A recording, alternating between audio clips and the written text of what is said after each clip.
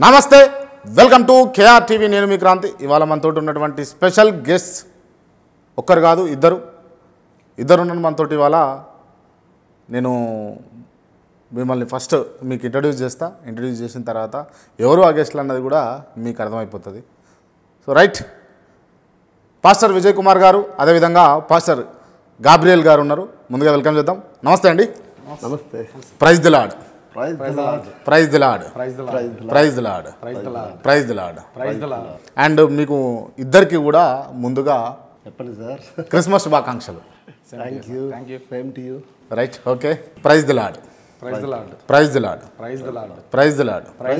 విజయ్ కుమార్ గారు మీరు గట్టిగా చెప్తలేరు praise the lord praise the lord praise the lord జై శ్రీరామ్ ప్రైజ్ ది లార్డ్ జై శ్రీరామ్ ప్రైజ్ ది లార్డ్ జై శ్రీరామ్ ప్రైజ్ ది లార్డ్ జై శ్రీరామ్ ప్రైజ్ ది లార్డ్ మాషా అల్లా praise the lord praise the lord అంతే ప్రైజ్ ది లార్డ్ అనరు జై శ్రీరామ్ అనరు ప్రైజ్ ది లార్డ్ అంతే ఇక అంతే సార్ రైట్ ఓకే మిమ్మల్ని చాలా ప్రశ్నలు అడగడం కోసమే ఇంటర్వ్యూ ఓకే చాలా అంటే ప్రతిష్టాత్మకంగా లేకపోతే పర్వదినంగా చేసుకునేటటువంటి దినము కాబట్టి కొంచెం మనసు నొప్పించేటటువంటి ప్రశ్నలు అడిగినా కూడా మీరు సమయస్ఫూర్తితో సమాధానాలు చెప్తారనుకుంటున్నాను నేను మీరిద్దరు కూడా ఖచ్చితంగా సార్ రైట్ రైట్ స్టార్ట్ చేద్దామా రైట్ చాలా గందరగోళాలు ఏర్పడ్డాయా పాస్టర్ల ఇంటర్వ్యూ క్రాంతి చేసిన తర్వాత క్రైస్తవ్య సమాజంలో గందరగోళ పరిస్థితులు అంటూ ఏమీ లేవు కానీ ఇది ఒక సెక్యులర్ ఛానల్ కాబట్టి ముందుగా కేఆర్ టీవీ వీక్షకులకు సబ్స్క్రైబర్స్కు అలాగే ఈ ఛానల్ ప్రేమిస్తున్న ప్రతి ఒక్కరికి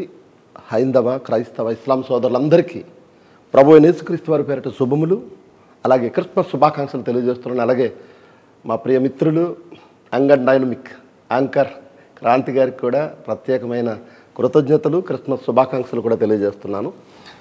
గతంలో జరిగిన ఇంటర్వ్యూస్ వల్ల ఎటువంటి గందరగోళ పరిస్థితులు ఏర్పడలేదు కానీ ఒకరిద్దరు మాట్లాడిన మాటలు అభ్యంతరకరంగా ఉండడం వలన ఒక్కరిద్దరేనా ఒక్కరేనా ఒకరిద్దరు వచ్చిన పాస్టర్స్లో నలుగురు వచ్చినట్టున్నాము. అందులో ఇద్దరు వలన నా దగ్గర కొన్ని విషయాలు పంచుకోవడం జరిగింది తప్ప ఏ విధమైన గందరగోళ పరిస్థితులు అయితే లేవు. నిజంగా క్రైస్తవులు విగ్రహాధారణ చేసినటువంటి ప్రసాదం తింటే తప్పేంటి మీరు చెప్పండి. గతంలో సహోదరులు ఒక సేవకులు కూడా కిరణ్ పాల్ గారు తెలియజేశారు. సార్ ప్రతి ధర్మానికి ఒక ప్రామాణిక గ్రంథం అంటూ ఉంటుంది. ఆ ప్రామాణిక గ్రంథంలో మేము అనుసరించవలసిన ఆజ్ఞలు పద్ధతులు కట్టుబాట్లు ఉంటాయి. దానిని మేము నమ్మి అది సత్యమని మేము అనుకుంటున్నాం కనుక ఆజ్ఞలలో ఏది వద్దంటారో దానిని మేము చేయడానికి ఎప్పుడు సాహసిస్తాం. అది ఎంత పెద్దదైనా సరే సమాజంలో ఇదిగో ఇలా చేయడం వలన అనేకులకు మీరు వ్యతిరేకం అవుతారేమో అన్న ఉద్దేశం ఉన్నను ఇది దేవుని మాటగా మేము తీసుకుంటాం కాబట్టి ఆజ్ఞానుసారంగా మేము నడుచుకునే క్రమంలో విగ్రహాలకు అర్పించిన ఆ ప్రసాదమును మాత్రమే అర్పించిన బలి అర్పణను మాత్రమే మేము తినం. రైట్ మీరు కిరణ్ పాల్ గారు చెప్పినటువంటి అంశాన్ని తెరపైకి తీసుకొచ్చారు. మరి విజయ్ ప్రసాద్ రెడ్డి గారు క్లియర్గా నేను తింటా అని చెప్పేసి తను చెప్పిండు తినొచ్చు అని కూడా తను చెప్పిండు.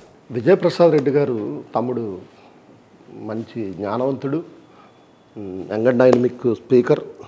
అయితే అది అతని వ్యక్తిగతమని మాకు తెలియజేశాడండి. ఇది నా వ్యక్తిగతం, నేను ప్రేయర్ చేసుకుని తింటానని చెప్పాను తప్ప అందరినీ తినమని నేను చెప్పలేదు, ఇది నా వ్యక్తిగతం మాత్రమే అని అతను తెలియజేశాడు. మేము మాట్లాడాం తర్వాత. రైట్ అందరూ కూడా విజయప్రసాద్ రెడ్డి లాగా ఉండొచ్చు కదా, ఎందుకు అట్లా ఆలోచిస్తున్నారు అని నేను అడిగితే మిమ్మల్ని అందరూ ఎందుకు ఉండరంటే విజయప్రసాద్ రెడ్డి గారి యొక్క ఆలోచన ఏంటంటే తను ఏ కమ్యూనిటీ నుంచి అయితే వచ్చాడో ఏ హైందవ సమాజం నుంచి వచ్చాడో ఆ చుట్టూ ఉన్న బంధువులందరూ కూడా రైట్ ఓకే. ఇప్పుడు నేను అనేది అంటే నేను అడిగిన తర్వాత మీరు కంప్లీట్ చేశారు. ఇప్పుడు ఏ కమ్యూనిటీ నుంచి వచ్చాడో అని అన్నారు. మీ పేరు విజయ్ కుమార్ గారు, మీ పూర్వీకులు మీ తండ్రి గారి పేరు సుబ్బారావు గారు తండ్రి గారి పేరు వీరరాఘవులు. Okay right. అంటే మీరు మళ్ళీ క్రైస్తవంలోకి వచ్చినాక పేరు ఏమైనా మార్చుకురా? లేదండి. అంటే మీ ఫోర్ ఫాదర్స్ అందరూ కూడా క్రైస్తవులేనా? అదే పేరుతో ఉన్నారు. వాళ్ళు కూడా అదే పేరులో ఉన్నారు. వాళ్ళు కూడా క్రైస్తవులేనా? వాళ్ళు అంటే మా నాన్నగారు క్రైస్తవుడే. మీ నాన్నగారు అంటే మీ తాతయ్య గారు కన్వర్ట్ అయ్యారు. అంతకుముందు హిందువులే. రైట్. అంతే అందరూ కూడా ఆల్మోస్ట్ వాళ్ళు హిందూ కమ్యూనిటీ నుంచి వచ్చిన వాళ్ళేగా మరి అట్లా అంటే నేను అనేది అవును. అయితే ప్రస్తుతం మా బంధువులందరూ కూడా క్రిస్టియానిటీలో ఉన్నారు. కాబట్టి మాకు ఏ సమస్య లేదు. ఇంకా నా బంధువులు హిందువులుగా ఉండుంటే వాళ్ళని నేను కాపాడుకోవడానికి లేదా వాళ్ళని నేను బ్యాలెన్స్ చేసుకోవడానికి కొన్ని విషయాలు వాళ్ళ క్షేమాభివృద్ధి కొరకు మాట్లాడడం అనేది జరుగుతూ ఉంటుంది. రైట్. అంటే విజయప్రసాద్ రెడ్డి గారికి ఉన్నటువంటి బంధుత్వాన్ని కాపాడుకోవడం కోసం ఆ సమాధానం చెప్పారని అంటారు అంతే. అంటే వారిని కూడా ప్రభువులోనికి నడిపించడం కొరకు తమ్ముడు యుక్తిగా ప్రవర్తించాడండి. తను యుక్తిగా వెళ్ళాడు. అంత యుక్తిగా ఉన్నటువంటి వ్యక్తి పైన విరుచుకుపడ్డది ఎవరు అని అడిగితే ఉంటారండి. అర్థం చేసుకోలేని వారు విరుచుకుపడతారండి. అర్థం చేసుకోలేని వాళ్ళు ఎవరు అని అంటే అంటే అతని ఆలోచన విధానాన్ని అర్థం చేసుకోలేని వారు. మీరు అర్థం చేసుకురా మొదట? నేను చేసుకున్నాను కనుకనే తన మీద నేనేం విరుచుకుపడలేదండి. ఓకే. తను ఏ ఉద్దేశంతో మాట్లాడాడు అన్నదే చూశాను నేను. రైట్. కానీ రిసీవ్ చేసుకునే వాళ్ళు వేరే దురుద్దేశంతో ఒకవేళ ఆ మాటను తీసుకుంటే దానిని తప్పు పెడతారు. గాబ్రియల్ గారు, ఫర్ ద ఫస్ట్ టైం అనుకుంటా మీకు ఇంటర్వ్యూ ఇది? అవునన్నా, ఫస్ట్ టైం అన్న. అంతేనా? ఓకే. మరి అడిగిన ప్రశ్నలకు ప్రతిదానికి సమాధానం చెప్పడానికి రెడీగా ఉన్నారా? మరి సిద్ధంగా ఉన్నానన్న. సిద్ధంగా ఉన్నారు, చాలా సిద్ధంగా ఉన్నారు. చాలా సిద్ధంగా ఉన్నాను. రైట్. ప్రసాదం తింటే తప్పేముంది బ్రదర్? ప్రసాదం తింటే తప్పేముంది అనే ఈ ప్రశ్నకు భారతదేశంలో ఒక పౌరుడిగా నిన్నప్పుడు భారతదేశ ఒక చట్టాలను గౌరవించవలసిన బాధ్యత నాకు ఉంది. అలాగే క్రిస్టియానిటీకి ఒక వ్యక్తిగా, క్రిస్టియానిటీకి రిప్రజెంటేటివ్గా నేను ఉన్నప్పుడు బైబిల్ చెప్తున్న చట్టాలను, బైబిల్ చెప్తున్న నియమ నిబంధనలను గౌరవించవలసిన బాధ్యత నాపై ఉంది. బైబిల్ తినకూడదని చెప్పింది కనుక నేను తినమని ఎవరికి చెప్పను. బైబిల్ చెప్పింది కాదు, బైబిల్ చెప్పింది. మీరు మొదట చెప్పినటువంటి పెద్ద పెద్ద వర్డ్స్ ఉన్నాయి కదా, భారత రాజ్యాంగం, భారత అది ఇది అని చెప్పేసి, మరి బైబిల్ కాడికి వచ్చారు మీరు తీరా లాస్ట్. అదే భారతదేశంలో ఉన్నప్పుడు ఆ చట్టాలు మనం ఎలా అయితే గౌరవిస్తున్నామో, బైబిల్ దగ్గర ఉన్నప్పుడు బైబిల్ చట్టాన్ని గౌరవించవలసిన బాధ్యత నాపై ఉందని నేను చెప్తున్నాను. బైబిల్ చట్టాన్ని నేను ఫాలో అవుతున్నప్పుడు, బైబిల్ చట్టం తినకూడదని చెప్తున్నప్పుడు నేను తినమని ఎవరిని ప్రోత్సహించను. అంటే చట్టంతో సమానం అంటారా బైబిల్? ఎస్, నాకు చట్టం కన్నా గొప్పది. చట్టం కన్నా నాకు గొప్పది బైబిల్. మీరు భారతదేశంలో ఉన్నారు బ్రదర్, భారతదేశంలో ఉన్నారు. అవును. ప్రప్రథమంగా గౌరవించవలసింది, మనం ఫాలో కావాల్సింది ఇండియన్ కాన్స్టిట్యూషన్ని. అవునండి. దాని తర్వాత బైబిల్ కదా, బైబిల్ అయినా ఇంకేమైనా కానీ. ఓకే. మీరు దానికంటే గొప్పది అని అంటున్నారు ఇండియన్ కాన్స్టిట్యూషన్. నేను బైబిల్ని గట్టిగా నమ్ముతున్నాను కనుక నాకు బైబిలే చాలా గొప్పది. మీ మాటలు పొరపాటులాగా అనిపిస్తలేవా మీకు? ఏమో అనిపించట్లేదండి. ఏమనిపించట్లేదు? మూర్ఖంగా మాట్లాడుతురా? లేదండి, ఎందుకు మొరక మాట్లాడతానండి? ముందుగా చెప్పాను కదా, ప్రభుత్వ చట్టాలను గౌరవించవలసిన బాధ్యత నాపై ఉందని చెప్పాను. భారతీయుడిగా నేను గౌరవిస్తాను. అలాగే బైబిల్ చట్టాన్ని గౌరవించవలసిన బాధ్యత నాపై ఉంది కనుక బైబిల్ చట్టాన్ని కూడా గౌరవిస్తాను. బైబిల్ ఒక చట్టం అని చెప్పేసి ఎందుకు అంటారు మీరు అని అడిగితే? దేవుడే దాన్ని బైబిల్ చట్టంగా చెప్పాడు. ఇది ఒక చట్టం అని చెప్పాడు. దేవుడు చెప్పాడు, దేవుడు చెప్పాడు, చట్టం అని చెప్పాడు. చెప్పాడు. ఓకే. అంటే మీరు విగ్రహాధారణ చేసినటువంటి ఎటువంటి పదార్థం కూడా తినరు. తినాలి చూస్తే అసలు తినండి. విజయ్ కుమార్ గారు, మీరు కూడా తినరా అండి? తినండి. మీరు కూడా విగ్రహాలకు అర్పించినది ఏది తినను. అలాగే హైందవ సోదరులు పిలిస్తే భోజనానికి వెళ్తాను, వాళ్ళు పెట్టింది తింటాను. విగ్రహాలకు అర్పించినది తినను నేను. రైట్. సరే, మీరిద్దరు కూడా విపత్కర పరిస్థితుల్లో ఉన్నారు, అన్నం దొరకని పరిస్థితిలో ఉన్నారు. 150 రోజులు అవుతుంది, అన్నం దొరికితే చాలు అన్న పరిస్థితిలో ఉన్నారు. బహుశా మీరు ఆంధ్ర వాస్తవులు కాబట్టి తిరుపతి వెంకటేశ్వర స్వామికి సంబంధించినటువంటి ప్రసాదమో లేకపోతే ఏదో ఒకటి మీకు హెలికాప్టర్లో తెచ్చి తింటారా తినరా చెప్పండి. నేను మాట్లాడను, ఇద్దరు మాట్లాడండి. నేను తినను సార్. ఎందుకంటే ప్రాణాలు పోతాయి సార్. ప్రాణాలు పోతాయి సార్. అన్నము లేని పరిస్థితులు మా జీవితాల్లో కొత్త కాదు. మేము అనేక దినాలు భోజనం చేయకుండా ప్రభు సన్నిధిలో గడిపిన జీవితాలు మావి, అనుభవాలు మావి. కాబట్టి ఒకవేళ చావనైనా చచ్చిపోతామేమో కానీ ఆకలితో, ఇది విగ్రహాలకు అర్పించినదని తెలిస్తే తినను సార్. మీరు? అవును సార్, సేమ్ అంతే అండి. బైబిల్ చెప్పిన ఆ చట్టానికి నేను లోబడి జీవించాలని లోపలికి వచ్చిన తర్వాత దాని కొరకు, ఆ బైబిల్ చట్టాలను గౌరవించడం కొరకు అవసరమైతే చనిపోవడానికి కూడా సిద్ధం.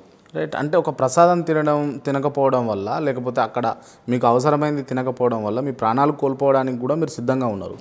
మరి మీ భార్య, పిల్లలు, లేకపోతే కుటుంబం, వాళ్ళ పరిస్థితి ఏంది? ఇంత మూర్ఖంగా ఆలోచిస్తే ఎట్లా? బైబిల్ ఏం చెప్పిందంటే అండి, ఎవరి క్రియలు చొప్పున వాళ్ళకి ప్రతిఫలం. నా భార్య నాకు లోబడుతుంది, నా పిల్లలు నన్ను ప్రేమిస్తారు, నేను చెప్పినట్టు వింటారు, నేను అనుసరించే విధానంలోనే వాళ్ళు ఉంటారు. అలా కాని పక్షంలో వారికి వచ్చే ప్రతిఫలానికి నేను బాధ్యుని కాను. ఒక ఊహ తెలిసినంత వరకు, వారికంటూ సమాజం తెలిసినంత వరకు వాళ్ళని మేము పెంచుతాము, దేవునిలో పెంచుతాము. మేము ఎలా నడుస్తున్నామో వాళ్ళు అలాగే నడుస్తారు. దాని నుండి బయటకు వెళ్ళినప్పుడు ఎవరి క్రియలు చొప్పున వాళ్ళకి ప్రతిఫలం అండి. రైట్. ఓకే. అంటే మీకు కుటుంబం గొప్పనా, బైబిల్ గొప్పనా, యేసుక్రీస్తు గొప్పనా అని అంటే ఏం చెప్తారు మీరు? బైబిల్. కుటుంబం గొప్పనా, భార్య పిల్లలు గొప్పనా, ఎక్కువనా, ప్రేమనా, లేక మీకు బైబిల్ అంటే ఎక్కువ గౌరవం ఎక్కువ ప్రేమనా, లేకపోతే యేసుక్రీస్తు అంటే ఎక్కువ గౌరవం ఎక్కువ ప్రేమనా? అంటే ఈ మూడిట్లో ఏది ఎక్కువ అంటారు మీరు? యేసుక్రీస్తు ఈక్వల్ టు బైబిల్ అండి.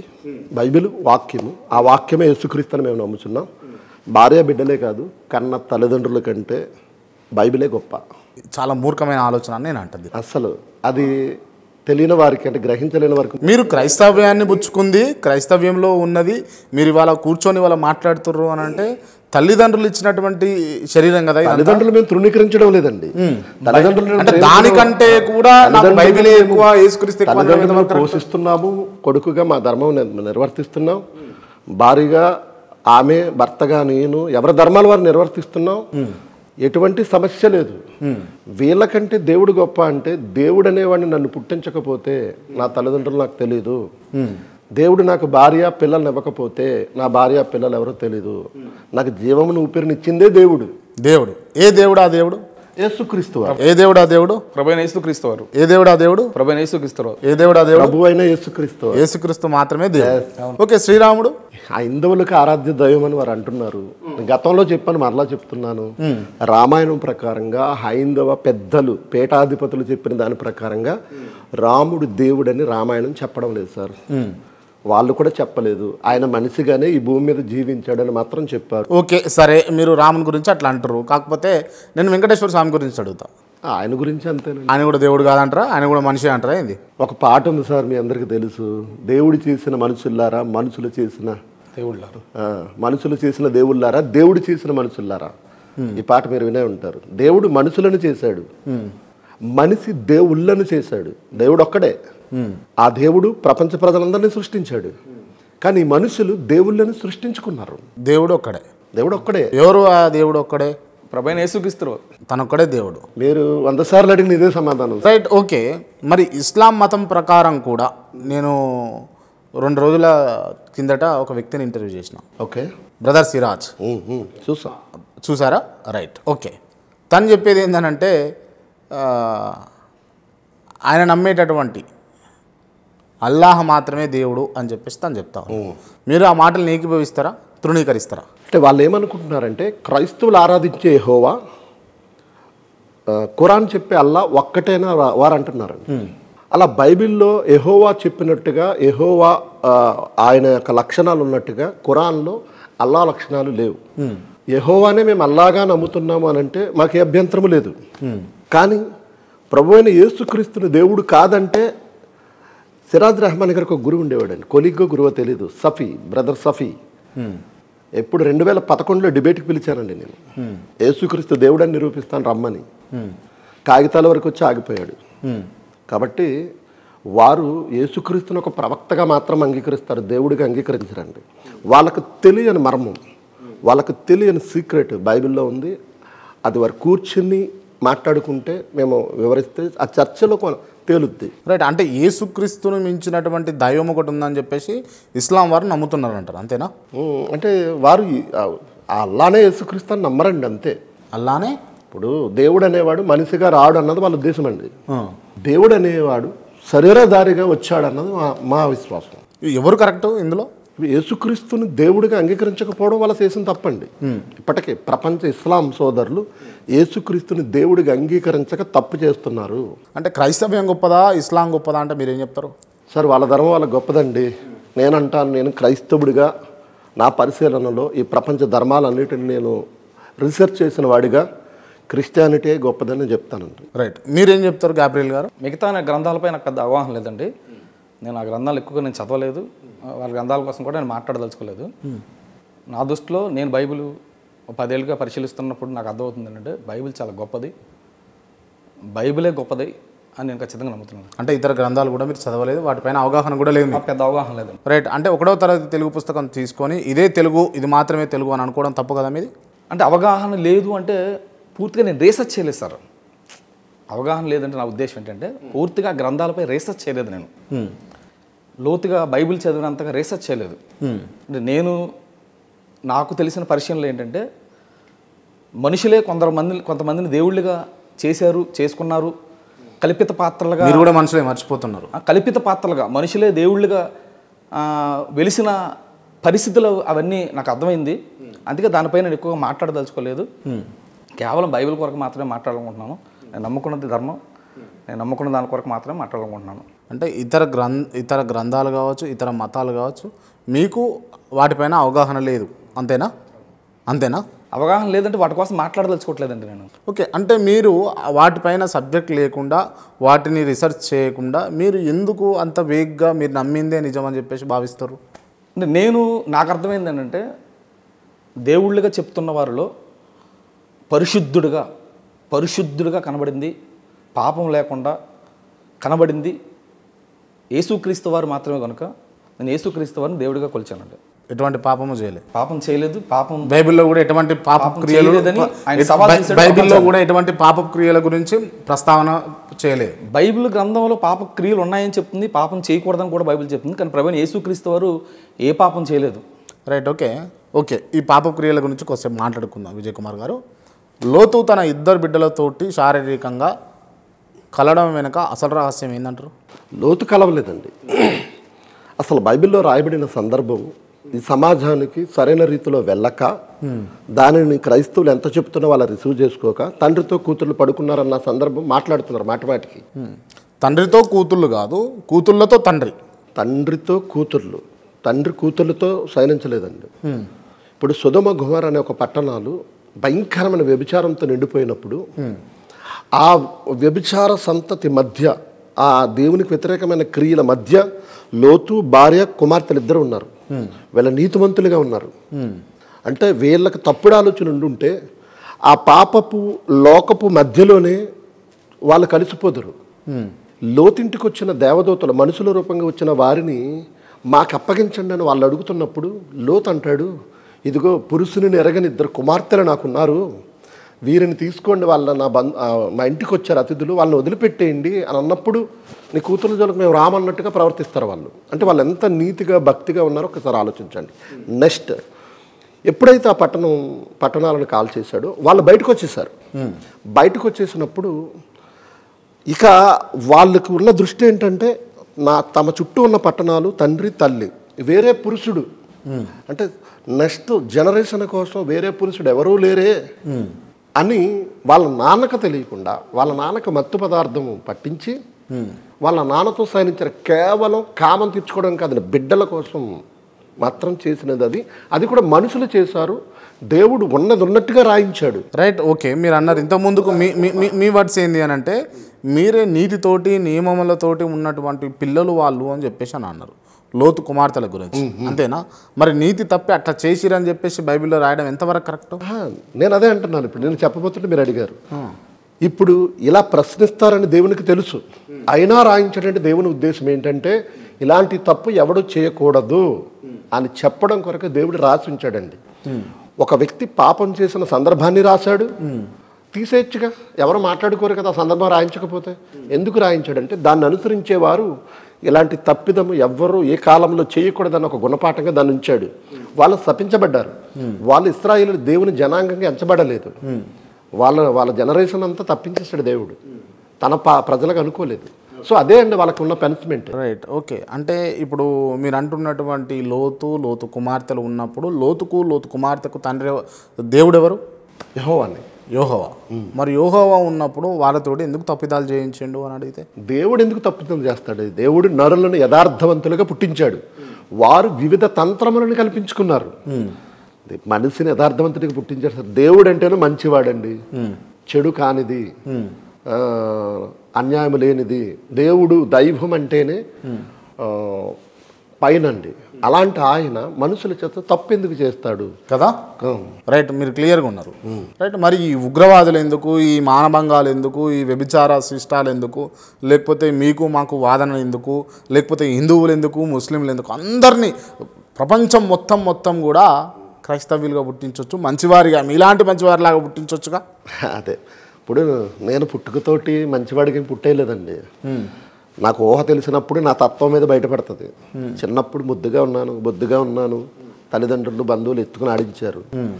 సో నేను పెరిగిన తర్వాత చుట్టూ ఉన్న సమాజాన్ని చూసి నా ఆలోచన, నాలో ఉన్న తల్లిదండ్రుల నుంచి వచ్చిన లక్షణాలు నన్ను జ్ఞానేంద్రియాలు డెవలప్ అయిన తర్వాత ప్రేరేపించాయేమో. నీతికి ఏమీ లేను. మీకు చెప్పాను గతంలో, నేను నీతిగా తర్వాత మార్చబడ్డాను. ఇక మీరు అడిగిన ప్రశ్నకి, ప్రపంచంలో ఉన్న మనుషులు ఉగ్రవాదులు, మానభంగాలు అన్నిటి ఒకటే సమాధానం, యథార్థంగా పుట్టించాడండి. వీళ్ళు వివిధ తంత్రములు. ఎస్, నేను అంటుంది ఏంటి అని అంటే యథార్థంగా పుట్టించకుండా అందరినీ మంచివారిగానే పుట్టిస్తే బాగుంటుండేగా, దేవుడికి ఆ శక్తులు ఉండుంటాయి. సార్, మనుషులను యథార్థవంతులకు పుట్టించినప్పుడు వాళ్ళ తంత్రములు కల్పించిన తప్పు చేశారండి. వాళ్ళ కడుపును పుట్టిన బిడ్డలు ఆ ఆలోచన విధానంతో పెరుగుతున్నారు. అలా తరతరాలు మనుషులలో నుండి ఆ స్వభావం, మంచి లక్షణాలు, చెడు లక్షణాలు, రూపురేఖలు, తెలివితేటలు, రోగాలు జన్యుపరంగా తల్లిదండ్రుల నుంచి సంక్రమిస్తూ వస్తున్నాయండి. ఇలా రావడంతో మనుషులందరూ ఆటోమేటిక్గా జననేంద్రియాలు అభివృద్ధి చెందిన తర్వాత చుట్టూ ఉన్న సమాజాన్ని చూసి పాడైపోతున్నారు. అంతే తప్ప దేవుడైతే మనుషుల్ని చెడ్డవారిగా సృష్టించలేదండి. మీరు చెప్పండి గాబ్రియల్ గారు. లోతు కోసం నేను కొంచెం క్లారిటీ ఇస్తాను. లోతు కోసం మీరు క్లారిటీ ఇస్తారు, చెప్పండి. ఏం చెప్పదలుచుకోరు? అంటే లోతు సందర్భాన్ని మీరు అడగడం కాదు, సమాజంలో చాలామంది బైబిల్ వ్యతిరేకించే వాళ్ళు ఆ సందర్భం చూపించి బైబిల్ తప్పు అని చెప్తూ ఉంటారు. అన్నయ్య చెప్పిన దాన్ని ఏకీభవిస్తూ మరి కొన్ని విషయాలు మీకు చెప్పే ప్రయత్నం చేస్తాను. సమాజంలో చాలా క్రైమ్ న్యూస్ జరుగుతూ ఉంటాయి. అలాంటి క్రైమ్ న్యూస్ మీ ఛానల్లో కూడా చూపిస్తుంటారు, న్యూస్ పేపర్లో కూడా వేస్తుంటారు. అలా క్రైమ్ న్యూస్ చూపించారు కనుక మీ ఛానల్ మంచిది కాదు అనడం పిచ్చిదనం అంటారు. న్యూస్ పేపర్లో అలాంటి న్యూస్ వచ్చిన తర్వాత ఆ పేపర్ మంచిది కాదు అని చెప్పడం పిచ్చిదనం అంటారు. సమాజంలో జరుగుతున్న ఆ చెడును మీరు చూపిస్తున్నారు, దేనికంటే ఇలాంటివి జరగకూడదని. అలాగే బైబిల్లో దేవుడు సమాజంలో జరిగిన ఒక ఇన్సిడెంట్ని రాయించాడు. దేనికయ్యా అంటే దాని నుండి అలాంటి తప్పు చేయకూడదని ప్రజలను చైతన్యపరచడానికి దేవుడు బైబిల్లో రాయించాడు. బైబిల్లో అలాంటి సంఘటన ఉన్నంత మాత్రాన బైబిల్ తప్పవడానికి అవకాశం లేదు. మీ ఛానల్లో ఆయన న్యూస్ చూపించినంత మాత్రం మీ ఛానల్ ఎలాంటి తప్పుడుది కాదో, న్యూస్ పేపర్ చెడ్డది కాదో, అలాగే బైబిల్ ఆ సంఘటన చూపించినంత మాత్రాన బైబిల్ కూడా తప్పు కాదు, దాని నుండి మార్పు చెందాలి, అలాంటి తప్పు జరగకూడదు అనడానికి దేవుడు రాయించాడు. ఓకే. ఇకపోతే చాలామంది అడుగుతున్న ప్రశ్నలు ఏంటంటే, ఆ పిల్లలిద్దరూ తండ్రికి మత్తు ఇచ్చి వ్యభిచారం చేశారు, దేవుడు చూచి చూడనట్లుగా ఉన్నాడు, వారిని శిక్షించలేదు అని చాలామంది మాట్లాడుతున్నారు. నిజంగా దేవుడు చూసి చూడనట్లు ఉండలేదండి, ఖచ్చితంగా శిక్షించాడండి. వాళ్ళ తండ్రితో రహస్యంగా చేశారు ఆ పని. వాళ్ళు రహస్యంగా చేసిన పనిని దేవుడు తన గ్రంథంలో రాయించి బహిర్గతం చేశాడు. అంతకంటే గొప్ప శిక్ష మరొకటి ఉండదనుకుంటాను. ఓకే. పాపం అనే దీనిని రహస్యంగా తండ్రికి కూడా తెలియకుండా రహస్యంగా చేసిన దానిని బహిర్గతం చేసి లోతు పిల్లలు ఇలాంటి తప్పు చేశారని దేవుడు రాయించి పబ్లిక్ చేశాడంటే దేవుడు ఖచ్చితంగా వారికి శిక్ష చేసినట్లే. రైట్. లోతు గురించి లోతుగా మాట్లాడుకుందాం. ఖచ్చితంగా. అంటే లోతు అనేటటువంటి వ్యక్తికి మత్తు అంటే మద్యం మందు తాగిపిచ్చి, ఆ మందు తాగిపిచ్చి వాళ్ళ లోతు పిల్లలిద్దరు కూడా ఆయనతోటి కలిసిరు అన్నది ప్రస్తావన. సో ఒక వ్యక్తి మద్యం మత్తులో ఉన్నప్పుడు స్పృహ కోల్పోతాడు కదా. స్పృహ కోల్పోయినప్పుడు ఎటువంటి చలనం కూడా ఉండదు ఆల్మోస్ట్ ఆల్. ఎందుకు ఉండదు సార్? ఈరోజు రేపులు మానభంగాలు చేసే వాళ్ళు అందరూ ఈ మత్తులో ఉండే చేస్తున్నారు సార్. ఇవన్నీ మత్తులో ఉండే చేస్తున్నారు ఇవన్నీ. ఒక వ్యక్తి 100% మత్తులో ఉంటే కింద పడిపోతాడు అంతే ఇక. అవును సార్. ఒక 90% 80% ఉంటే చేస్తున్న పనికి కొంచెం స్పృహ ఉంటుంది. అంటే స్పృహ ఉండే లోతు తప్పు చేసిండు అన్నట్టు. లేదు. అంటే ఇప్పుడు మీరు ఆలోచించవలసింది ఏంటంటే, ప్రేరేపించవచ్చు సార్, చలనం ఉంటుంది, ప్రాణం ఉంది. మత్తులో ఉన్నాడంటే తెలివి లేకుండా ఉన్నాడు అంతే, స్పృహ లేకుండా ఉన్నాడు తప్ప అవయవాలు పనిచేస్తాయి సార్. ఇవన్నీ మనం మాట్లాడుకోకూడదు. ప్రేరేపిస్తే అన్నీ పనిచేస్తాయి. లేదు, మీరు అన్నట్లుగా ఆయన అన్నీ తెలిసే చేశాడు అని అనుకుంటే పిల్లలు మందే తాగించాల్సిన అవసరం లేదు. తాగకుండానే వాళ్ళ నాన్న చేయడం తెలుసు వాళ్ళకి. రైట్. అందరూ అనేది అదే. మరి లోతే కావాలని తాగిన మత్తులో చేసిండు. అలా లేదండి, ఆయన తాగలేదండి, తాగించారండి. బైబిల్ అలా లేదు, తెలియకుండా పట్టించి. బైబిల్లో ఉన్నది ఒకటి, వారు చెబుతుంది ఒకటి, వారు అర్థం చేసుకుంది ఒకటి. ప్రాక్టికల్గా మాట్లాడుకుందాం. గాబ్రియల్ గారు, మీకు నిజంగానే నేను ఇప్పుడు ఒక గ్లాసులో మందు పోసి ఇస్తాను అనుకోండి, మీరు అంత స్పృహ లేకుండా తాగుతారా? సార్, ఇక్కడ విషయం మనం గమనించాల్సింది ఏంటంటే, ప్రారంభంలో ఎక్కువగా ద్రాక్షారసం ఎక్కువగా పండిస్తారు. ద్రాక్షారసం పంటే అది ఆ టైంలోనే ద్రాక్షారసం తాగేవాళ్ళు. అప్పుడు మధ్యంగా మామూలుగా సాధారణ పానీయంగా కూడా ద్రాక్షారసం తీసుకునేవాళ్ళు సార్. అది పులియబెడితే మత్తునిచ్చేది. ఏదైనా సరే, ఆహారం అయినా సరే, ఏదైనా ఎక్కువగా మనం తీసుకోవడం వల్ల అది మత్తు కమ్ముతుంది. మనకు ఆహారం అయినా ఎక్కువగా తింటే మత్తు వస్తుంది సార్. అంతే తప్ప అదేదో కావాలని ఆయన పనిగట్టుకొని తీసుకున్నట్లుగా కానీ పనిగట్టుకో బిడ్డలపైన అఘాయిత్యం చేయాలన్నదే ఆయన ఆలోచన కాదు. అలాంటి ఆలోచన ఆయనకుంటే బిడ్డలు పనిగట్టుకొని తాగించి తండ్రికి తెలియకుండా వీళ్ళు వెళ్ళి రావాల్సిన పరిస్థితులు కూడా ఉండవు సార్. ఇప్పుడంటే చిన్న చిన్న పిల్స్ ఉన్నాయి, ఇట్లా మత్తు కథ సీరియళ్ళల్లో టీవీలలో చూపిస్తారు, అటు ఇటు చూస్తే లోపు ఆ గ్లాసులో పోస్తారు, అది తాగుతారు, మత్తు వస్తుంది, పడిపోతారు. కానీ పానీయం అని అంటున్నారు, ద్రవ పదార్థం అంటున్నారు, తాగేటప్పుడు స్ప్రూ ఉంటుంది, ఇది తాగితే మత్తు వస్తుంది అని తెలుసు, అయినా కూడా ఎట్లా తాగుతారు? ఈ బాటిల్లో వాటరే ఉందని మాకు ఎలా తెలుసు అండి? నేను తాగే వరకు తెలియదు కదా. మీరు ఇందులో ఏమన్నా ఇలా వాటర్ లాంటిదే మద్యమో పెట్టారేమో, ఓకే, మేము తెలియకుండా తాగి మత్తులుగా పడి ఉండొచ్చేమో, మమ్మల్ని మీరు ఏదో చేసి ఉండొచ్చేమో, ఏదో చేయించి వీడియోలు తీసి మమ్మల్ని ఏమైనా చెడుగా చిత్రీకరించొచ్చేమో. ఎందుకు చేయరు సార్?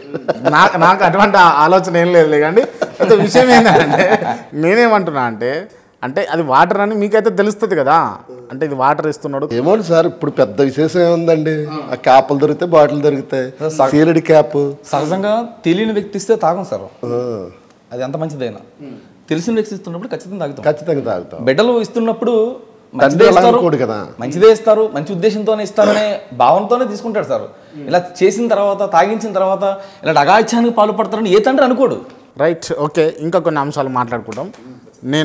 నేను మిమ్మల్ని ప్రశ్నలు అడుగుతా, మీరు వాటికి సమాధానం చెప్పాలి. ఒకరి తర్వాత ఒకరు చెప్పండి. మొదట మీరు చెప్పండి, దాని తర్వాత గాబ్రియల్ గారు చెప్తారు. రైట్. వదినకు కడుపు చేసిన మరిది ఆదికాండము 38:9-10.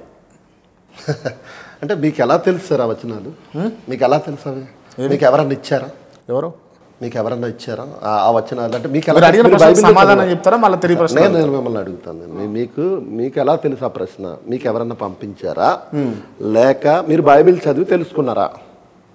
సో మీరు చెప్పినది బైబిల్లో ఉన్న వచనం ఒప్పుకుంటారా? అదండి బైబిల్లో ఉందని ఒప్పుకుంటారా? ఒక్క నిమిషం, ఒప్పుకుంటాం. దానికి ముందు వెనక బోలెన్ని సందర్భాలు, బోలెన్ని సంఘటనలు ఇవన్నీ ఆడై ఉన్నాయండి. ఆ వచనం ఒకటి రాసి ఈ రెఫరెన్స్ అని మీరు చెప్పేస్తే ఉంది కదా అని నేను అనేస్తే ఏదో బైబిల్లో తప్పు ఉంది కదా అని చిత్రీకరించడానికి చాలామంది ప్రయత్నాలు చేస్తున్నారు. మీరైతే బైబిల్ చదివి అది మీరు తెలుసుకోలేదు, ఎవరో మీకు పంపించారు. మేము బైబిల్ చదివి తెలుసుకున్నామండి అది. సరే చెప్పండి, మీరు బైబిల్ చదివి బైబిల్ ఫాలో అవుతున్నారు, బైబిల్ని దేవుళ్ళగా మొక్కుతున్నారు కాబట్టి ఈ ఇంటర్వ్యూలో ఈ ప్రశ్నలు. ఇప్పుడు సార్ అలాగనుకుంటే హైందవ గ్రంథాల్లో ఎన్నో మనం చూస్తామండి. నేను అడిగింది ఏంటంటే హైందవులు ముందర కూర్చున్నప్పుడు నేను హైందవులను కూడా అడుగుతా. ఏం చేయాలంటే గతంలో కూడా మీరు నాకు 2 బాకీ ఉండిపోయారు. ఒకటి రాధా మనోహర్ దాస్ని కూర్చోబెడతానన్నారు.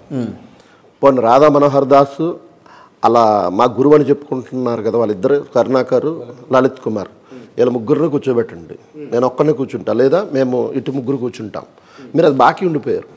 అప్పుడు ఇలాంటి విషయాలు చర్చిస్తే వండర్ఫుల్గా ఉంటుందండి, చాలా బాగుంటుంది. అప్పుడు మేము వాళ్ళ గ్రంథాల కోసం మేము ప్రశ్నిస్తాం, మా గ్రంథం కోసం వాళ్ళు ప్రశ్నించవచ్చు. సమాధానాలు అనేవి సమాజానికి వెళ్తాయి. రైట్, అవి రానున్న రోజుల్లో చేద్దాం ఖచ్చితంగా, తప్పకుండా. చూస్తున్నటువంటి వీడియో చూస్తున్నటువంటి వాళ్ళు కూడా కరుణాకర్ సుగుణ కావచ్చు, మీరు అంటున్న లలిత్ కుమార్ కావచ్చు, లేకపోతే రాధా మనోహర్ దాస్ కావచ్చు, ఖచ్చితంగా స్పందించి ముందుకు వస్తానంటే ఖచ్చితంగా మనం డిస్కషన్ ప్లాన్ చేయాలి. Right, okay. వదినకు కడుపు చేసిన మరిది ఆదికాండము. వదినకు కడుపు ఏ మరిది ఏ వదినకి కడుపు చేయడు, కానీ మరిది ధర్మం అంటూ కొన్ని సంప్రదాయాలు, కొన్ని కట్టుబాట్లు, కొన్ని ప్రాంతాలలో కొన్ని ఉంటాయండి. భర్త చనిపోతే ఆ వంశోద్ధారణ కోసం మరిది ధర్మం అనేది ఒకటి ఉంటుంది. అలా జరిగిన ఆ కట్టుబాట్ల ప్రకారంగా వాళ్ళ సామాజిక అందామా, వాళ్ళ జనాంగంలో, వాళ్ళ ప్రాంతంలో ఉన్న ఆ కట్టడికి వారు అగ్రి అయి జరిగినది. కామంతో వదినతో పడుకుని కడుపు చేసిన సందర్భం కాదు ఇదండి. సార్ ఇలాంటివి. Right, okay. తన 2 కూతుర్లకు కడుపు చేసిన లోతు, ఓకే. కోడలి తామరకు కడుపు చేసినటువంటి మామ యూదా. ఇదే అండి నేను ఏమంటున్నానంటే, ఏదో ఒక సంఘటనను చూచి, అంటే మొత్తం సమాజం అంతా బైబిల్ అంతా అలాగే ఉందనే ఆ చిత్రీకరణ తప్పు అంటున్నాను, ఆ చూచే కోణం తప్పు. ఇంతకాలం ఇన్ని సంవత్సరాలుగా బైబిల్ కలిగిన మేము అది ఆ కాలంలో ఆ సంఘటన అలా జరిగింది. ఇందాక చెప్పిన ఆన్సర్ అండి. అక్కడ కూడా ఒకవేళ తప్పు జరిగితే దానిని కూడా బయట పెట్టాడంటే వీళ్ళ ప్రశ్నించరానా? దేవుడే రాయించకుండా దాసేయచ్చుగా, పోని కాలక్రమేణా ఇన్నేళ్లుగా ఆ సంఘటన తీసేయచ్చు కదా, ఎందుకు గ్రంథాల నుంచి కొన్ని తీసేస్తున్నట్టుగా ఇందులోని తీసేసి పక్కనట్టచ్చు కదా, ఉంచారు అలాగే. అంటే దాని నుండి మనిషి పాఠం నేర్చుకోవాలి, అలా జరగకూడదు అని చెప్పడం కొరకు. రైట్, మీరేం చెప్తారు దీనికి సమాధానం? ఇలాంటివి సమాజంలో జరుగుతున్న, నేను గతంలో లోతు కోసం చెప్పిన విషయాన్ని మళ్ళీ ఒకసారి గుర్తు చేసి ముందుకు వెళ్ళే ప్రయత్నం చేస్తాను. సమాజంలో జరుగుతున్న ఈ చెడుకు సంబంధించిన ఏవైతే ఉన్నాయో, మీకు చాలా ప్రశ్నలు వచ్చి ఉంటాయి. ఇలాంటివి ఏదైనా సరే ఇవన్నీ మనుషులు చేసినవి ముందుగా మీరు గుర్తుపెట్టుకోవాలి. మనుషులు చేసినవి. దేవుడేమి యేసుక్రీస్తేమి అలాంటి పాపం ఏం చేయలేదు. మనుషులు చేసిన సంఘటనలు దేవుడు బైబిల్లో రాయించాడు. ఎందుకయ్యా ఇలాంటి సంఘటనలు దేవుడు రాయించాడు అంటే, కొత్త నిబంధనలో ఒక మంచి మాట రాయబడింది. యుగాంతమందు ఉన్న మనకు బుద్ధి కలగడానికే దేవుడు ఈ సంఘటనలు రాయించాడంట. వాటిని చూస్తున్నప్పుడు మనం ఇలా చేయకూడదు, వాటిని నేర్చుకోవాలి, పాఠాలు నేర్చుకోవడానికి దేవుడు బైబిల్లో రాయించాడు. కానీ బైబిల్ ఒక బూత్ బుక్ అని చెప్పేసి కొంతమంది పెద్ద మనుషులు చెప్పారు. వాళ్ళే పెద్ద బూతు, ఆ మాట అన్నవాడే పెద్ద బూతు. వాడు పట్టుకున్న గ్రంథాలు అందులో బూతులు లేవో చూపించమనంటే ఇన్ని చూపిస్తాను నేను. అలా మాట్లాడిన వాడు ఎవడో ఏ ప్రామాణిక గ్రంథం కలిగి ఉన్నాడో ఆ ప్రామాణిక గ్రంథం తీసుకురానివ్వండి, వాడు లెక్క పెట్టలేని బూతులు చూపిస్తా ఎదురుగా ఉంటే. ఓకే, నెక్స్ట్ ఇంకోటి చెప్పబోతున్నానండి. బైబిల్ ఎప్పటి వరకు అయితే కంప్లీట్ అయిందో మొదటి శతాబ్ద కాలం నాటికి ఇవన్నీ రాయబడ్డాయని చరిత్ర చెబుతుందండి. ఇలా రాయబడేసరికి ఆదాము మొదటి మనిషి మొదలుకొని ఇది పూర్తయ్యే వరకు ఎంతమంది వ్యక్తుల జీవితాలు ఉన్నాయో వాళ్ళందరి జీవితాలు ఇప్పుడున్న ఎన్ని తరాల వరకైనా ఉన్న మనస్తత్వాలకు సరిపోయే క్యారెక్టర్స్ అండి అవన్నీ. అందుకే ఇలా జరగకూడదు, అలా జరగదు. మీరు ఒక్కొక్కటి. కానీ నేను ఒకటి అడుగుతున్నా, మీరు చెప్పండి. లోతు సంఘటనకు జరిగినటువంటి, అంటే ఒక తండ్రికి మద్యము సేవింపజేసి ఇద్దరు కూతుళ్ళు తనతోటి రతిక్రీడ చేసిరు అని అనుకుంటే, నిజంగా ఇప్పుడున్నటువంటి సమాజంలో ఎప్పుడైనా మీరు విన్నరా అది? ఇప్పటి వరకు మద్యం మత్తులో అంటే కావాలని తండ్రికి తాగిచ్చి కూతుళ్ళు చేసినవి ఉన్నాయా? ఇప్పుడు బైబిల్ కలిగిన వాళ్ళు ఎవరు అలా చేయలేదు సార్. బైబిల్ చదవని వాళ్ళు ఎవరైనా చేసిరా అట్లాంటి? ఉన్నారా సమాజంలో లేరా? కూతుర్ని చేసేసారు, తండ్రే కూతుర్ని చేసేసారు. బైబిల్ రాసింది అదే కదా, తండ్రే చేసిండు అనే కదా రాసింది. కాదు, బైబిల్ అలా లేదుగా, తండ్రి చేశాడని లేదు. మళ్ళా మీకు చదివిన మరి సరే, మీరు అంటున్నట్టు ఇక్కడ ఇప్పుడున్నటువంటి సమాజంలో ఎవరైనా చేసినట్టు మీరు విన్నరా? అసలు వింటున్నాం కదా, చాలా వార్తలు వింటున్నాం. కూతుళ్ళు కావాలని తండ్రికి మందు సేవింపజేసి అట్లా చేసి ఏమండి, తండ్రితో పోయిన కూతుర్లు అని పర్టికులర్గా వార్తలు, అడ్రస్ అయిన వార్తలు కనపడకపోవచ్చు, కానీ వింటా ఉంటామండి. మీరు విన్నారా? అంటే విజయ్ కుమార్ గారికి మాత్రం వినిపిస్తాయి, మీకు కూడా వినిపించే ఉంటాయి. నాకు లేదు, వినిపించలేదు, నాకు వినిపించలేదు. వినపడతాయి సార్, సమాజం ఇది, ఈ దేశం కాదు మరో దేశం. నేను జర్నలిస్ట్గా ఉన్నానంటే నాకైతే ఎక్కడా వినపడలేదు. ఒక్కసారి మీరు గతంలో అంటే కొన్ని ఏంటవి నేను చెబితే విన్నాను, అశ్లీలమైన వీడియోల్లో తండ్రి కూతుళ్ళు సెక్స్ చేస్తున్న వీడియోలు చాలా చూసామండి. అంటే మన భారతదేశం అని నేను అన్నవాళ్ళ, ప్రపంచంలో మనుషులలో విభిన్న మనస్తత్వాలు, విభిన్న తత్వాలు ఉన్నాయి సార్. అలాంటి వారందరికీ బుద్ధి కలగడానికి ఇదిగో ఈ గ్రంథములను అనుసరించి నడిస్తే అలాంటి తప్పు చేయరు అని చెప్పడం కొరకు ఇవన్నీ రాసి ఉంచాడు సార్. ఇప్పుడు దీనివల్ల చెడిపోయిన వారు ఎవరున్నారు చెప్పండి? అది ఆ సంఘటన రాయబడి దీన్ని చూసి ఇలా చెడిపోయిన వారు ఎవరున్నారు చెప్పండి? రైట్, మీరు పార్న్ వీడియోలో ప్రస్తావన తీసుకొచ్చారు కాబట్టి మీరు చూసారా? అదే నేను విన్నాను అంటున్నాను కదా, విన్నాను. వాళ్ళు విన్నాను, చూడలేదు. విన్నాను సార్. తల్లి కొడుకులు, తండ్రి కూతుర్లు, బోల్డని వార్తలు వినేవాళ్ళని సార్ చదువుకు. రైట్, ఒక పాస్టర్ అయ్యండి మీరు అటువంటి వార్తలు ఎందుకు వినాల్సి వచ్చింది సార్? నేను పాస్టర్ కాకముందు విన్న సంఘటనలు ఇవన్నీ. పాస్టర్ కాకముందు? పాస్టర్ అయిపోయిన తర్వాత, పాస్టర్ అయిన తర్వాత అవన్నీ మర్చిపోవాలి కదా, మీరు ఎందుకు కంటిన్యూగా గుర్తుపెట్టుకున్నారు అని అడిగితే? సార్ అంటే మీరు అడిగారు కనుక చెప్పాను, అయ్యే గుర్తు చేసుకుని తలుసుకున్నా ఏం కాదు. మీరు అడిగారు కనుక ఉంటారు అనడానికి ఇదిగో సాక్షి. ఉన్నాయా లేదు చెప్పండి, పోనీ నా సంగతి వదిలేయండి. అలాంటివి ఉన్నాయా లేదా? నాకు తెలియదు. అది ఎందుకు తెలియదు సార్? సీరియస్గా నాకు తెలియదు. ఎవరంట ఎందుకంటారు? సీరియస్గా నాకు తెలియదు. మాట్లాడతారండి. చదువుకున్నప్పుడు ఈ యూత్ మాట్లాడుకునే మాటల్లో మేము కూడా విన్న మాటలు అండి అవన్నీ. ఓకే, పూర్తి పరిశుద్ధులుగా మారిపోయారా మీరిద్దరు? అంటే నేను చెప్పండి, మీరిద్దరు అని అంటున్నా, ఇద్దరికే అడుగుతున్నా, మీరు చెప్పండి ఫస్ట్. ఇంకా పరిపూర్ణ స్థాయికి వెళ్ళాలి సార్. ప్రతి మనిషిలో చిన్న చిన్న లోపాలు ఉంటాయి. నాకు తెలియకుండా నేను చేసింది నాకు రైట్ అనిపించవచ్చు, అది మీకు తప్పు అనిపించవచ్చు. అలా నన్ను నేను సరి చేసుకోవాల్సింది చాలా ఉన్నవి. మరింత సరి చేసుకుంటూ ముందుకు వెళ్ళడానికి ప్రయత్నం చేస్తున్నాను. ఓకే, ఒక మాట చదువుతాను దీనికి సంబంధించి. చెప్పండి. కొరింథీయులకు రాసిన 2వ పత్రిక 7వ అధ్యాయం 1వ వచనంలో ఇదిగో ఈ వాగ్దానములు మనకు ఉన్నవి గనుక దేవుని భయముతో పరిశుద్ధతను సంపూర్తి చేసుకొనుచు శరీరమునకును ఆత్మనకును కలిగిన సమస్త కల్మషము నుండి మనలను పవిత్రులుగా చేసుకొందుము అన్నాడు. అంటే పరిశుద్ధత అనేది అంచెలంచెలుగా మన పరిపూర్ణతలోకి వెళ్ళాలండి. మనిషి పుట్టుకతోటే పరిశుద్ధుడు కాడు, క్రీస్తును నమ్మిన తర్వాత పరిశుద్ధుడిగా ఎంచబడతాడు.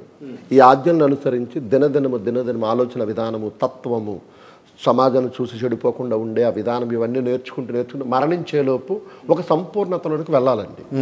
ఎవరు పరిశుద్ధులు లేరు సార్ భూమి మీద. యేసుక్రీస్తు తప్ప. యేసుక్రీస్తు తప్ప. అంతే. యేసుక్రీస్తు తప్ప. అంతే. యేసుక్రీస్తు ఎట్లా పుట్టిండండి మీరు చెప్పండి. బెత్లెహేంలో పుట్టాడు. బెత్లెహేంలో పుట్టిండు. ఎట్లా పుట్టిండు అని అడిగిన. అంటే ఎట్లా పుట్టిండంటే ఎలా పుడతాడు? మీ ప్రశ్న క్లారిటీ ఉంటే ఎట్లా పుట్టిండు, ఎవరికి పుట్టిండు అని అన్నది ప్రశ్న. కన్య మరియకు పుట్టాడు. కన్య మరియకు. కన్య మరియకు. కన్య మరియకు. కన్య మరియకు. కన్య మరి కన్య మరియకు పుట్టితే కన్యకు అసలు పిల్లలు ఎట్లా పుడతారు? అది పరిశుద్ధాత్మ వల్ల దీనికి బోలని అది సైంటిఫికల్గా ప్రూవ్ అవుతుందా? దేవునికి అసాధ్యమైనది ఏముంది సార్? దేవునికి అసాధ్యమైనది ఏముంది? దేవుడికి అసాధ్యమైంది. దేవునికి అసాధ్యమైనది ఏముంది? ఏమనుకోకండి, దయచేసి చూస్తున్నటువంటి మిత్రులు కూడా, మీరు కూడా దయచేసి మనసులో ఏమనుకోకండి. మీరు ఇంత పరిశుద్ధంగా మీరు దేవుని నమ్ముతున్నారు కదా, మీరు ఇంకొంచెం సన్నగా లేకపోతే తెల్లగా పుట్టించుంటొచ్చు కదా దేవుడు అని అడిగితే నేను మిమ్మల్ని, నాకు దేవుడు నన్ను ఎలా పుట్టించినా నాకు హ్యాపీ. దేవుడు నాకు ఏం చేసినా నా మంచిగా. నేను ఇలాగే ఉండాలని నాకు ఏం రూల్ లేదు. దేవుడు నన్ను ఎలా చేశాడు, హ్యాపీ నాకు. సార్ రంగు రూపురేఖలు అలాగే లక్షణాలు ఇవన్నీ కూడా తల్లిదండ్రులను బట్టి కూడా సంక్రమిస్తూ ఉంటాయండి. తల్లిదండ్రులను బట్టి కూడా సంక్రమిస్తూ ఉంటాయి. తల్లిదండ్రులను బట్టి సంక్రమిస్తూ ఉంటాయి. అసలు తండ్రే లేని యేసు గురించి మనం మాట్లాడుతా ఉన్నాం. అంటే మీరు ఈ విషయం గురించి యేసుక్రీస్తుకి ముడిపెట్టకండి. ఇది నేను మీరు పొట్టుగా తెల్లగా నల్లగా అన్నారు కాబట్టి చెప్తున్నాను.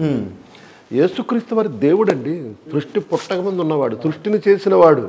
ఆయనకి తండ్రి అవసరం లేదు.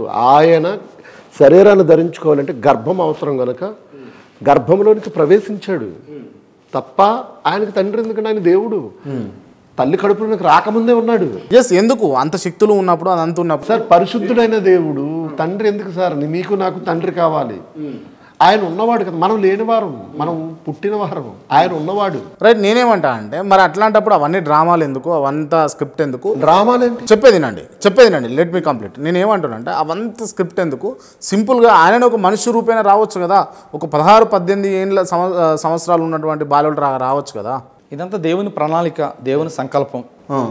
ఏం జరగాలి, ఎలా జరగాలి అన్నదే ఆయన ఆలోచన. ఇలా వస్తాను అని ముందుగానే చెప్పాడు. అలా కాదండి, మనం అనుకున్నట్టుగా దేవుడు రావాలా?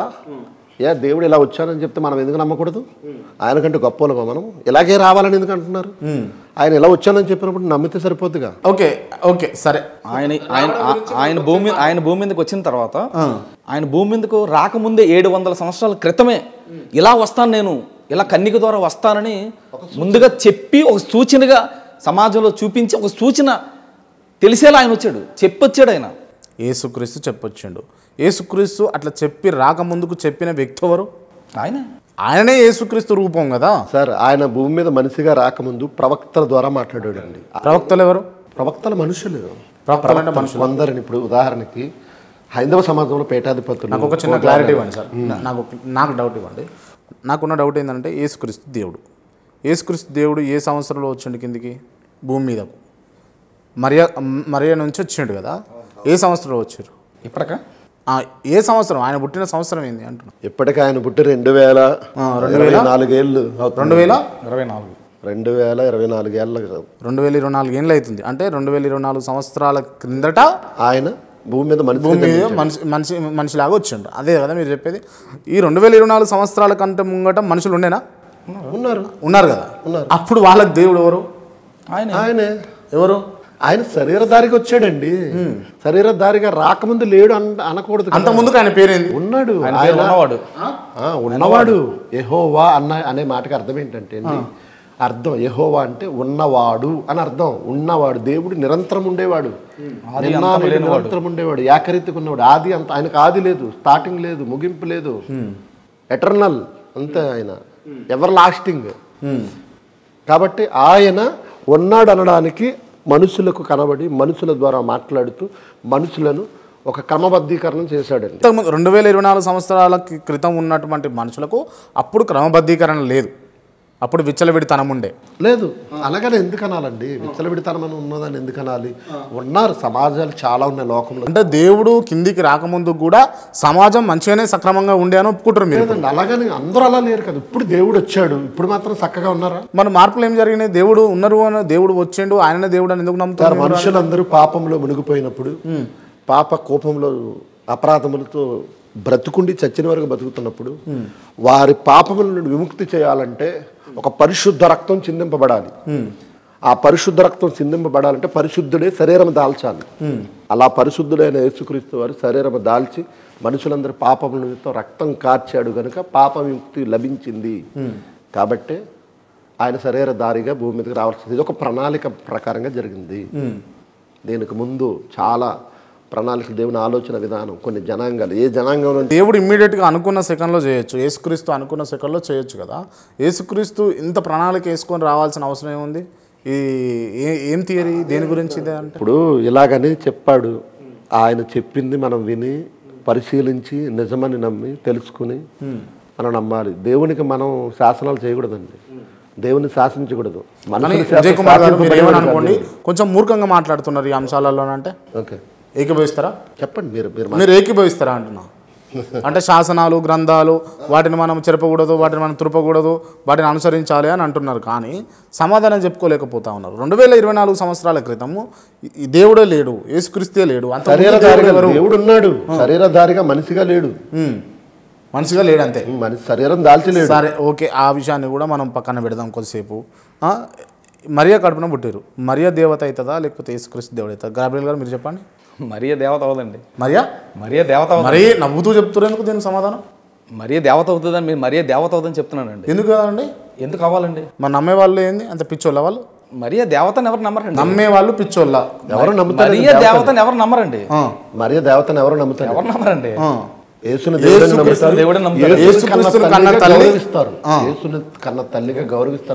గౌరవించకుండా మరియను నమ్మే వాళ్ళు లేరంటారా? లేదండి, లేరా? మీరు నమ్మకుండా మరియను దేవతగా పూజించే వారు ఎవరు లేరు. ఓకే, నాకు కొన్ని డౌట్స్ ఉన్నాయి. క్రిస్టియన్స్లలో ప్రొటెస్టెంట్స్ అంటే ఏంది, క్యాథలిక్స్ అంటే ఏంది? అవును, చెప్పండి ఏంటిది అది? కాథలిక్స్ అనేవారు రోమన్స్ అంటే మొట్టమొదటి శతాబ్దంలో రోమా ప్రభుత్వ కాలంలోనే యేసుక్రీస్తు వారు పుట్టారండి. ఇక ఆ కాలంలోనే యూదులు, ఇస్రాయేలీలు జనాంగం పెరిగింది. యేసుక్రీస్తుని నమ్ముకున్న తర్వాత క్రిస్టియానిటీ పెరిగింది. ఆ రోమా సామ్రాజ్యం అంతటిలో క్రిస్టియానిటీ వ్యాప్తి చెందింది. ఆ సమయంలో రోమన్ చక్రవర్తులు ఇదిగో మేము శత్రువుల మీద యుద్ధం గెలిస్తే క్రీస్తును నమ్ముకుంటామని వారు యేసుక్రీస్తు నామం లేదా ఆయన తలుచుకుంటూ తెలుగు గుర్తుతో యుద్ధం చేశారు. కాన్స్టాంటైన్ అనే రాజు కాలంలో గెలిచాడు. గెలిచి అతడు నా పక్షం ఉండి నన్ను గెలిపించింది యేసుక్రీస్తే అని అప్పుడు రోమన్స్ అందరూ కూడా క్రిస్టియానిటీని స్వీకరించారండి అతనిని బట్టి. అలా వారు అంటే ప్రపంచాన్ని రూల్ చేశారు అప్పుడు.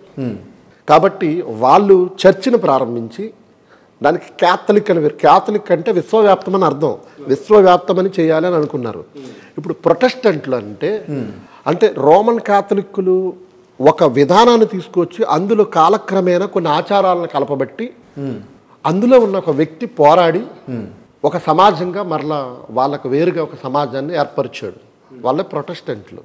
సో ఇద్దరు క్రిస్టియన్సే. రైట్, వీరి నమ్మకం ఏంది, వారి నమ్మకం ఏంది? ఇద్దరు నమ్మకం ఒక్కటే. ఏంటిది?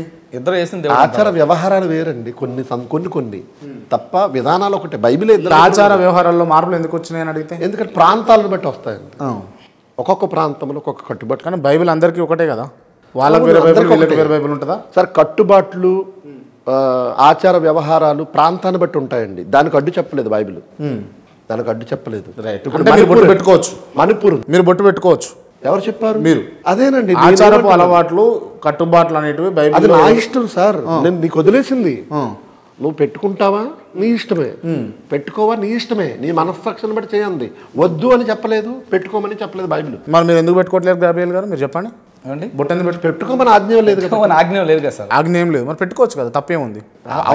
అవసరంలో బైబిల్ ఆజ్ఞ లేనప్పుడు దానికోసం మనం పనిగట్టుకొని ఆలోచించి అది పెట్టుకోవాలా పెట్టుకోకూడదని డిస్కషన్ కూడా అవసరం లేదు సార్.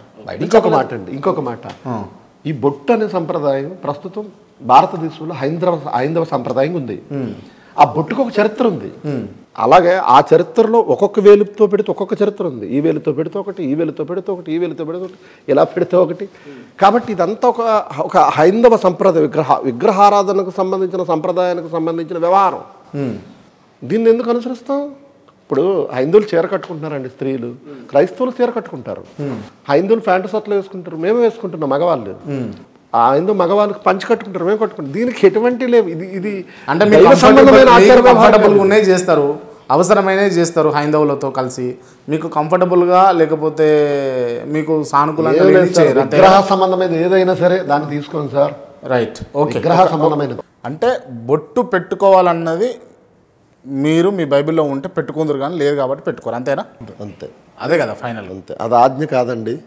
విగ్రహ సంబంధమైనది కాబట్టి, విగ్రహ సంబంధమైనది ఏది వద్దన్నారు కాబట్టి, అలాగని పెట్టుకోమని ఆజ్ఞ కూడా లేదు కాబట్టి మేము దాని మీద దృష్టి పెట్టమండి. పెట్టుకున్నవారు వద్దను. అంటే మీరు ఇందాక చెప్పినటువంటి అంశాలు, మరియకు యేసుక్రీస్తు కన్యక గర్భవతి అయిన మరియకు యేసుక్రీస్తు జన్మించిండు అని చెప్పేసి పాసిబిలిటీస్ లేవు, అయినా సరే కన్యకు పుట్టిండు అని అనుకుందాం మనం. పాసిబిలిటీస్ మనుషులు ఉండకపోవచ్చు అండి, దేవుడికి ఉంటాయి. దేవుడికి ఉంటాయి. కానీ కన్యకు పుట్టిన తర్వాత మరియా కొన్ని అంటే తిట్లు కావచ్చు, ఇబ్బందులు కావచ్చు ఎదుర్కొందా అప్పుడున్న సమాజంలో? ఏమని లేదండి, అలాంటిది ఏం ఎదుర్కోలేదు. అంటే నార్మల్గానే చూసిర్రా? ఎందుకంటే ప్రదానము చేయబడిన ఒక పురుషునికి ప్రదానము చేయబడిన ఆమెకి కన్యకకు వచ్చింది నోటీసు. ఆల్రెడీ ఒక పురుషునికి భారీగా ప్రదానం చేయబడింది ఈమె. వాళ్ళిద్దరు ఏకము కాక మునుపు ఈమె గర్భవతి అయింది పరిశుద్ధాత్మ వలన. ఓకే, ఎవరు ఆ పురుషుడు? ఎవరు? యోసేపు.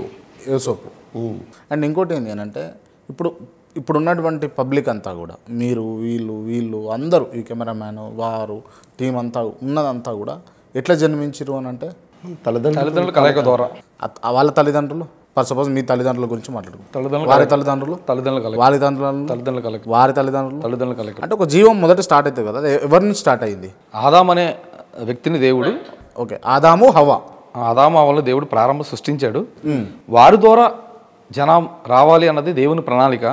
ఆదాము హవ్వ అనే వాళ్ళు 2024 సంవత్సరాల క్రితం ఉండేనా? ఉన్నారు. 2024 సంవత్సరాల క్రితం ఉండే. అంతకుముందే ఉన్నారు వాళ్ళు. అంత ముందుకే ఉండే. మొదటి మానవులు వాళ్ళే కదండి. మొట్టమొదటి మానవులు వాళ్ళే కదా. ఓకే, మానవ సంతతి వాళ్ళే ఆదాము హవ్వ. రైట్. ఆదాము హవ్వలకు పుట్టిన సంతతి అన్నదమ్ములు అక్కచెల్లెలు కావాలి, కానీ బావబొమ్మడుదులు లేకపోతే మామాళ్ళు ఎట్లా అయ్యారు అని అడిగితే సరే, ఇప్పుడున్న జనాంగాన్ని బట్టి మనం ఆలోచించకూడదండి. మొదటి మానవుని సృష్టించాడు, ఆ మానవు నుండి స్త్రీని చేశాడు, వారి కలయికల ద్వారా పిల్లల్ని పుట్టిస్తున్నాడు. ఓకే, అప్పుడు మరి వీళ్ళిద్దరు గర్భాన్ని పుట్టిన పిల్లలు మరి వాళ్ళు ఎలా పుట్టారు, ఇది అసలు మనం చర్చించుకునే అంశం కాదు. రైట్. ఇది మనుషుల గురించి. జంతువుల గురించి, జంతువులు ఎట్లా పుట్టినాయి అని అడిగితే దేవుడే సృష్టించాడు. ఎట్లా ఉత్పత్తి క్రమము, వాటి ఉత్పత్తి క్రమము. మొదటి జంతువులు అంటే ఇప్పుడు పులులు చూసుకుందాం, పులులు జింకలు చూసుకుందాం, దేవుడే సృష్టించాడు.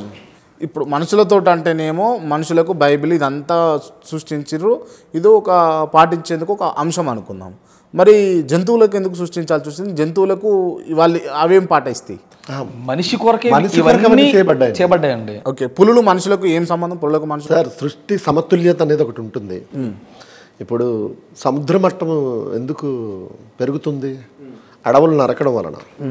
దేవుడు భూమి సమతుల్యత, ఆయన సృష్టి క్రమము, భూమి ఒక శూన్యములో తిరుగుతుంది, కాలాలు ఋతువులు ఇవన్నీ వస్తున్నాయంటే సమతుల్యత. ఎడారి ప్రాంతం ఎంత ఉండాలి, అడవి ప్రాంతం ఎంత ఉండాలి, సముద్రం ఎంత ఉండాలి, భూభాగం ఆరిన నేల ఎంత ఉండాలి, జంతువులు ఆరిన నేల మీద జంతువులు, పక్షులు, జీవరాశులు, ఇవన్నీ భూమి సమతుల్యతకు దేవుడు సృష్టించినవండి. సముద్ర మట్టం పెరుగుతుందంటే అడవులు నరుకుతున్నారు, గ్లోబల్ వార్మింగ్ పెరిగిపోతుంది, సూర్యరశ్మి వేడి పెరిగిపోతుంది. సో ఎందుకు ఈ ప్రకృతి విపత్తులు సంభవిస్తున్నాయంటే సమతుల్యత. చూడండి, గతంలో అడవుల్లో జంతువులు ఇప్పుడు లేవు. ఏమి ఏర్పడుతుంది? ప్రకృతి విపత్తులు ఏర్పడుతున్నాయండి. ఇవన్నీ భూమి సమతుల్యత, మానవ మనుగడ కొరకు దేవుడు చేసినవి. ఇవన్నీ కూడా దేవుడు చేసినాయి. అంటే జంతువులను లేకపోతే పక్షులను, కీటకాలన్నిటిని కూడా సర్వ సృష్టిని దేవుడే చేశాడు. ఓకే, కరోనా సార్, కరోనా అనేది మనందరికీ తెలిసినదే. ఎక్కడో పుట్టింది, సైనాల నుంచి వచ్చింది అన్నది. అలాగ ఒక జీవి లేదా ఒక ప్రాణి లేదా ఒక క్రిమి సమాజాన్ని చెడుపుతుందంటే దేవుడు సృష్టించినట్టు కాదండి, దేవుడు అనుమతిస్తాడు. రైట్. అంటే మంచి అయితేనేమో దేవుడు సృష్టించినట్టు, చెడైతేనేమో దేవుడు సృష్టించినట్టు. సార్, మంచికి కేర్ ఆఫ్ అడ్రస్ దేవుడు అండి, ఆయన నుండి చెడు రాదు. అంతే. చెడు వచ్చిందంటే దేవునికి అపోజిట్గా దుష్టుడు కూడా ఉన్నాడు. దేవుని ఆలోచనలకు వ్యతిరేకంగా మనుషులు ప్రవర్తిస్తున్నారు. రైట్. గాబ్రియల్ గారు మీరు చెప్పండి, కరోనా సృష్టించింది ఎవరు? అదే ఒక మనిషి వల్ల, మనిషి చేసిన తప్పిదం వల్ల కరోనా అన్నది సృష్టింపబడింది. అంటే మంచి వాటికేమో దేవుడు, చెడ్డ వాటికేమో మనిషి. అలా అని కాదండి, ఈ ప్రకృతిలో మనిషి చేసే తప్పిదాల వల్ల కొన్ని విపత్తులు జరుగుతున్నాయి. వాటిని దేవునికి అంటగట్టడం అన్నది కరెక్ట్ కాదు. ప్రతి మనిషి బాగా బ్రతకాలి అన్నది దేవుని ఉద్దేశం. బాగా బ్రతకడానికి భూమి మీదకి పంపించాడు. కానీ మనిషి వివిధమైన తంత్రాలు కల్పించుకుంటున్నాడు. స్వార్థపూరితమైన ఆలోచనలు, స్వార్థపూరితమైన ఆలోచన. నేనే బాగుండాలి, నాకే అంతా కావాలనే ఒక వంకర బుద్ధి వలన మనిషి ఇలా వంకర పనులు చేస్తూ చెడ్డ కార్యక్రమాలను ప్రోత్సహిస్తూ చెడును పెంపొందిస్తూ చెడు సమాజంలోనికి రావడానికి మనిషే కారకుడు. ఓకే, మరి దేవుడు ఇవన్నీ చూస్తున్నప్పుడు ఆపొచ్చు కదా, ఆపే ప్రయత్నాలు చేయొచ్చు కదా విజయ్ కుమార్ గారు? సార్ అలాగనుకుంటే మనిషి ఏ తప్పు చేయడు. మనిషికి దేవుడు ఫ్రీ విల్ ఇచ్చాడు, స్వేచ్ఛ ఇచ్చాడు, మంచి చెడు 2 దారులు పెంచాడు. ఇదిగో నువ్వు మంచి మార్గంలో వెళితే బాగుంటావు, ఇదిగో చెడు మార్గంలో వెళితే నాశనం అయిపోతావు, నువ్వు నిర్ణయించుకో. దేవుడుకి మరబొమ్మలాగా చేయలేదండి మనిషిని, ఫ్రీ విల్ ఇచ్చాడు. స్వేచ్ఛ, స్వాతంత్రపు ఆలోచనలు, విజ్ఞత ఇదంతా ఇచ్చాడు. మనిషి అలా దాన్ని బట్టి నడుచుకోవాలి సార్. ఆ ఎథిక్స్ మనిషికి పెట్టాడు దేవుడు. ఈ అంశాన్ని పక్కన పెడితే జన్మతః మనుషులు పాపులా? ఆదాము అవ్వలు అనే వాళ్ళు దేవుని ఆజ్ఞను అతిక్రమించి పాపం చేశారండి. ఏం చేశారు? ఆదాము అవ్వలు మొదటి మానవులు దేవుడిచ్చిన ఆజ్ఞను అతిక్రమించి ఒక చెడుకు ప్రారంభం పలికారు. ఏం పాపం? అదే తినవద్దన్న పండు తిన్నారండి. దుష్టుని ప్రేరణ వల్ల దేవుడు వద్దన్న పని చేశారు. ఆ ఆలోచన విధానం వారి గర్భాల గుండా పుట్టిన బిడ్డలలోనికి ఆటోమేటిక్గా లక్షణాలు వస్తాయండి. అలా ఈ పాపపు స్వభావం కూడా ఆదామవ్వల నుండి బిడ్డల్లోకి వస్తుంది. వాళ్ళ నుండి వాళ్ళకి ఇలా సంక్రమిస్తూనే ఉందండి తరతరాలుగా. పసిపిల్లలకు ఉన్నప్పుడు ఎవరు పాపులు కాదండి. వీరు కొంత ఎదిగిన తర్వాత జననేంద్రియాలు అభివృద్ధి చెందిన తర్వాత చుట్టూ ఉన్న సమాజాన్ని చూసి ప్రేరేపింపబడుతున్నాడు లోపల నుండి. ఎలా లోపల నుండి ప్రేరేపింపబడుతున్నాడు? లోపల లక్షణం ఉంది, ఆ పాప స్వభావం ఉంది. సో తల్లిదండ్రుల నుంచి ఇవన్నీ సంక్రమిస్తున్నాయి. మంచి చెడు ఇవన్నీ ఎలా సంక్రమిస్తున్నాయి? అలాగే పాపపు స్వభావం సంక్రమిస్తుంది. కాబట్టి పుట్టిన ప్రతి ఒక్కరు పుట్టగానే పాపులు కాదండి. అంటే జన్మతః పాపం ఉండదంటారా? జన్మతః పాపులు కాదు అని అంటారు మీరు. వాళ్ళలో పాప స్వభావం వస్తుందండి, జన్మతః పాపులు కాదు. అంటే మీలో చాలా మంది పాస్టర్లు కూడా జన్మతః పాపం ఉంటుంది, పుట్టే పిల్లలకు పసిపిల్లలకు కూడా పాపం ఉంటుంది అని చెప్పేసి కొంతమంది పాస్టర్లు చెప్పారు. నీకు తెలుసా ఆ విషయం? ఉంటుంది, అది రూపం దాల్చదు. పసిపిల్లలకు ఉన్నప్పుడు రూపం దాల్చదండి. పసిపిల్లలకు పాపం ఉంటుందా? జన్మతః పాపులా కాదా చెప్పండి. వాళ్ళు పరిశుద్ధులు కాదు, పాపులు కాదు. అంటే జన్మతః పాపం లేదు అన్నట్టు. అలాగని పరిశుద్ధులని చెప్పలేముగా. అంటే వాళ్ళలో స్వభావం ఉంది. వాళ్ళు తప్పులు చేయలేదు కదా. పుట్టారు, ఎదిగిన తర్వాత చేయకుండా ఉండాలి కదా. అందరూ చేస్తున్నారు. ఒక వయసు వచ్చిన తర్వాత అందరూ చేస్తున్నారు. Okay right. ఆ లోపల ఉన్న స్వభావమే. Okay right. విజయ్ కుమార్ గారు, మీరు ఒకవేళ కాలం బాగాలేక చనిపోయారు అనుకుందాం, మీరు ఎక్కడికి పోతారు అనుకుంటారు? మీరు? నేను నా క్రియలను బట్టి, నేను అనుసరించే ఆజ్ఞలు బట్టి నేను నమ్ముతున్నాను, నేను పరదేశికి వెళతాను. పరదేశి అంటే దేవుడున్న లోకం, దేవుడు నిర్ణయించిన లోకం. మీరు మాత్రమే పోతారు. నేను వస్తానా అక్కడికి? మీ క్రియలను బట్టి ప్రతిఫలం ఉంటుంది. గాబ్రియల్ గారు వస్తారా? ఆయన క్రియలను బట్టి ప్రతిఫలం ఉంటుంది. క్రియలు అంటే మీరు చేసినట్టు అంత గొప్ప పనులు ఏంటి అని చేసే మంచి చెడు, అంత గొప్ప పనులు ఏంటి అని అడిగితే, అంటే వీటన్నిటికంటే మించి దేవుడు ఎవరో తెలుసుకుని నమ్మడం అండి. దేవుని నమ్మితే దేవుడి దగ్గరికి, లేకపోతే నమ్మినంత మాత్రమే కాదు, దేవుడిని నమ్మి ఆయన ఇష్ట ప్రకారం జీవించాలి. ఆయన ఇష్ట ప్రకారం జీవించాలి. రైట్. ఓకే, గాబ్రియల్ గారు, మీరు చచ్చిపోతే ఎడిగిపోతారండి మీరు? ఖచ్చితంగా దేవుడు చెప్పిన ఆజ్ఞలు నేను పాటిస్తున్నాను కనుక, ఆజ్ఞలు పాటిస్తే ఎక్కడికి వెళ్తారని ఆయన చెప్పాడో అక్కడ ఖచ్చితంగా నేను వెళ్తాను. అక్కడికి పోతారు. అక్కడికి అంటే ఎక్కడికి? ఆయన ఉన్న లోకానికి. ఆయన ఉన్న లోకానికి పోతారు. ఓకే, అంటే మీకు శరీరం ఉండదు అప్పుడు. మీ శరీరాన్ని కాల్చివేస్తారు లేదా పూడ్చిపెడతారు. మీరు ఎట్లా పోతారు అడికి? ఆత్మగా వెళ్తాను. శరీరాన్ని మళ్ళీ ఆయన ఇవ్వగలడు. దేవునికి అసాధ్యమైనది ఏం లేదు కదా. మళ్ళీ అక్కడ శరీరాలు ఉంటాయా? ఒక చిన్న ఉదాహరణ, అక్కడ శరీరాలు ఉంటాయా? ఉదాహరణలు వద్దు. ఆత్మ సంబంధమైన శరీరాలు ఉంటాయి. ఆత్మ సంబంధమైన శరీరాలు ఉంటాయి అక్కడ. అంటే ఉదాహరణకి మీకు అర్థమయ్యేటట్టు చెప్తాను. చెప్పండి. ఒక విత్తనం ఉంది, అది మట్టిలో పడేయి కానీ అది మొలకై మొక్క అవుతుంది. ఈ మొక్క ఈ బాడీ ఎక్కడి నుంచి వచ్చిందండి? ఆ విత్తనంలో నుంచే. విత్తనముగా ఉంది, మట్టిలో వేస్తే అది మొలకై మొక్క అవుతుంది. ఒకే ఆకారం, 2 శరీరాలు. అంటే ఒకే జీవం, 2 శరీరాలు. మీరు ఆలోచించండి. సో అలాగే భూమి మీద కాబట్టి ఎగ్జాంపుల్ చెప్పారు. మీరు మనిషికి ఎగ్జాంపుల్ చెప్తారు. మీరు అంటే బట్టలు ఉండాలి, కోట్ ఉండాలి, జోల పెన్ ఉండాలి. రైట్. ఇది నా పెన్ను అంటున్నాను. నేను ఎవరిని? మీరు విజయ్ కుమార్ పాస్టర్ గారు. సో ఓకే, పెన్ను కాబట్టి వేరుగా ఉంది. ఇది నా ముక్కు అంటున్నాను. నేనెవరిని? ఇది నా ముక్కు అంటున్నానంటే నేను వేరు, శరీరం వేరు. ఉదాహరణకి ఒక శవాన్ని చూద్దాం. పార్థివ దేహం అంటున్నారు కదా. కన్నుంటాయి, చూడదు. ముక్కు ఉంటుంది, వాసన పీల్చి. చెవులు ఉంటాయి, వినబడవు. చేతులు ఉంటాయి, కదలికలు ఉండవు. ఎందుకు లేవు? అందులోకి జీవం వెళ్ళిపోయింది. ఆ జీవమే ఆత్మ. అది ఉంది కనుక ఈ శరీరం జీవిస్తుంది. ఆ జీవింపజేసే ఆత్మ లేకపోతే ఈ శరీరం జీవించదండి, శవం. సరే, ఆత్మ గురించి చెప్పుకుంటా, ఆత్మ అదంతా ఉంటుంది, మనిషి చనిపోయిన తర్వాత కూడా కొన్ని గ్రాములు తగ్గుతారు, ఇదంతా ఓకే, అంతవరకు ఓకే. కానీ ఆత్మ ఎట్లా ట్రావెల్ అవుతుంది, ఏడికి పోతుంది, ఎట్లా అని అన్నది కావాలి. మీరు నమ్ముతానంటే చెప్తాను సార్. ఎలాగంటే రుజువు చేయండి అని అంటే రుజువులు కళ్ళెదురుగుండా ఇప్పుడు మేము మీకు చూపించలేము. మాకు పర్టికులర్గా ఉదాహరణ, రాయబడిన ఆధారాలు, సమాజంలో కొన్ని ఉదాహరణలు బట్టి యేసుక్రీస్తు వారు మరణించి సమాధి చేయబడి తిరిగి లేచారు. అదే శరీరంతో లేచారు మూడవ దినమున. శరీరం సమాధిలో ఉంది, ఆత్మ పరదేశకు వెళ్ళింది. మూడవ దినమున ఆయన చెప్పినట్టుగానే మరల శరీరంలోకి వచ్చి ఈ మట్టి శరీరం మహిమ శరీరంగా లేచింది. ఇదే విధానంగా ఆయన యందు నిద్రించిన వారందరికీ మరణాంతరం మహిమ శరీరాలు, మహిమ దేహాలు వస్తాయని చెప్పారు. దాన్ని మేము నమ్ముతున్నాం. అందుకు ఉదాహరణ గొంగల పురుగు ఉంది, అది సీతాకోకసిలుగ్గా మారుతుంది. కొన్ని రోజులు సమాధిలోనికి వెళ్ళి బయటకు వచ్చి అందమైన సీతాకోకసిలుగు ఎగురుతుంది. ఒకే జీవం. బాగున్నాయి, ఎగ్జాంపుల్స్ బాగున్నాయి, కానీ ప్రాక్టికల్గా వర్కౌట్ కాదు అని నేను ఎందుకు వర్కౌట్ అవుతుంది సార్? పుట్టాక తెలిసింది ఈ లోకం, చచ్చిపోయిన తర్వాత తెలుస్తుంది అది ఎలా ఉంటుందో, ఆ లోకం ఏంటో, ఆ దేహం ఏంటో. పోయిన వాళ్ళని ఎవరన్నా కలిసిరా మీరు? ఎందుకు కలుస్తామండి? పోయిన వాళ్ళు ఎందుకు వస్తారు? మాట్లాడిరా మీతో ఎవరన్నా? చనిపోయి తిరిగి లేచిన ఒక యేసుక్రీస్తు వారి సాక్ష్యం ఉండగా ఇంకెవరెవరో సాక్ష్యాలు ఎందుకు? ఓకే, ఆ ఒక్క అంశాన్ని పట్టుకొని అందరినీ కూడా మభ్యపెడుతూ పిచ్చోళ్ళని చేస్తూ ఉన్నారు మీరు అని అంటే? ఎవరిని మభ్య పెట్టట్లేదు సార్. యేసుక్రీస్తు వారు అనే వ్యక్తి చరిత్రలో ఉన్నాడు, ఆయన చనిపోయాడు, తిరిగి లేచాడని చరిత్రలో ఎన్నో ఆధారాలు ఉన్నాయి. ఇప్పటికీ ఆయన సమాధి ఇంకా ఖాళీగానే ఉంది. ఆయన ఆధారం. ప్రపంచ ప్రజలందరినీ ఆయన్ని చూసే నమ్ముతున్నారు. ఎవరిని మేము మభ్య పెట్టట్లేదు, ఎవరిని మత మార్పిడి చేయట్లేదు, పనిగట్టుగా మత ప్రచారం చేయట్లేదా? పనిగట్టుకొని ఏ వ్యక్తిని మేము బలవంతంగా చేయట్లేదు సార్. యేసు చనిపోయి తిరిగి లేచాడు, మీరు చనిపోయి తిరిగి లేగాలంటే నమ్మండి అనే ఒక వార్తను చెప్తున్నాం. దాన్ని నమ్మినవాడు బాప్తిసం తీసుకుంటున్నాడు. ఓకే, ఆటోలకు మైకులు కట్టి ఊరూరు ఇప్పుడు మత ప్రచారమా కాదా? Question number 1. మత ప్రచారం కాదండి. మత ప్రచారమా కాదా? కాదండి. మత ప్రచారమా కాదు. ఆటోకు మైకులు కట్టి తిప్పడం మత ప్రచారం కాదు, సువార్త ప్రకటన. సువార్త ప్రకటన, మంచి వార్త చాటడం. మంచి వార్త చాటడం తప్పేం కాదు కదండి. ఓకే, మన హాస్పిటల్లో మంచి వైద్యం చేస్తారంటే ఆటోలు కట్టి చెప్తూ ఉంటారు. రైట్. నేను ఒక వ్యక్తిని చూసిన, కార్లో పోతూ ఉంటాడు, పేపర్ తీస్తాడు, ఇది చదువుకో అమ్మ, రా మతంలోకి రా, నువ్వు జాయిన్ అవ్వు, మతంలో జాయిన్ అవ్వు అని అంటారు. అది మత ప్రచారమేనా? అదే అండి. ఇప్పుడు ఇందులో ఒక్కొక్కరు వాళ్ళు చెప్పే విధానాన్ని తప్పుబట్టొచ్చేమో కానీ అది మత ప్రచారం కాదు సార్.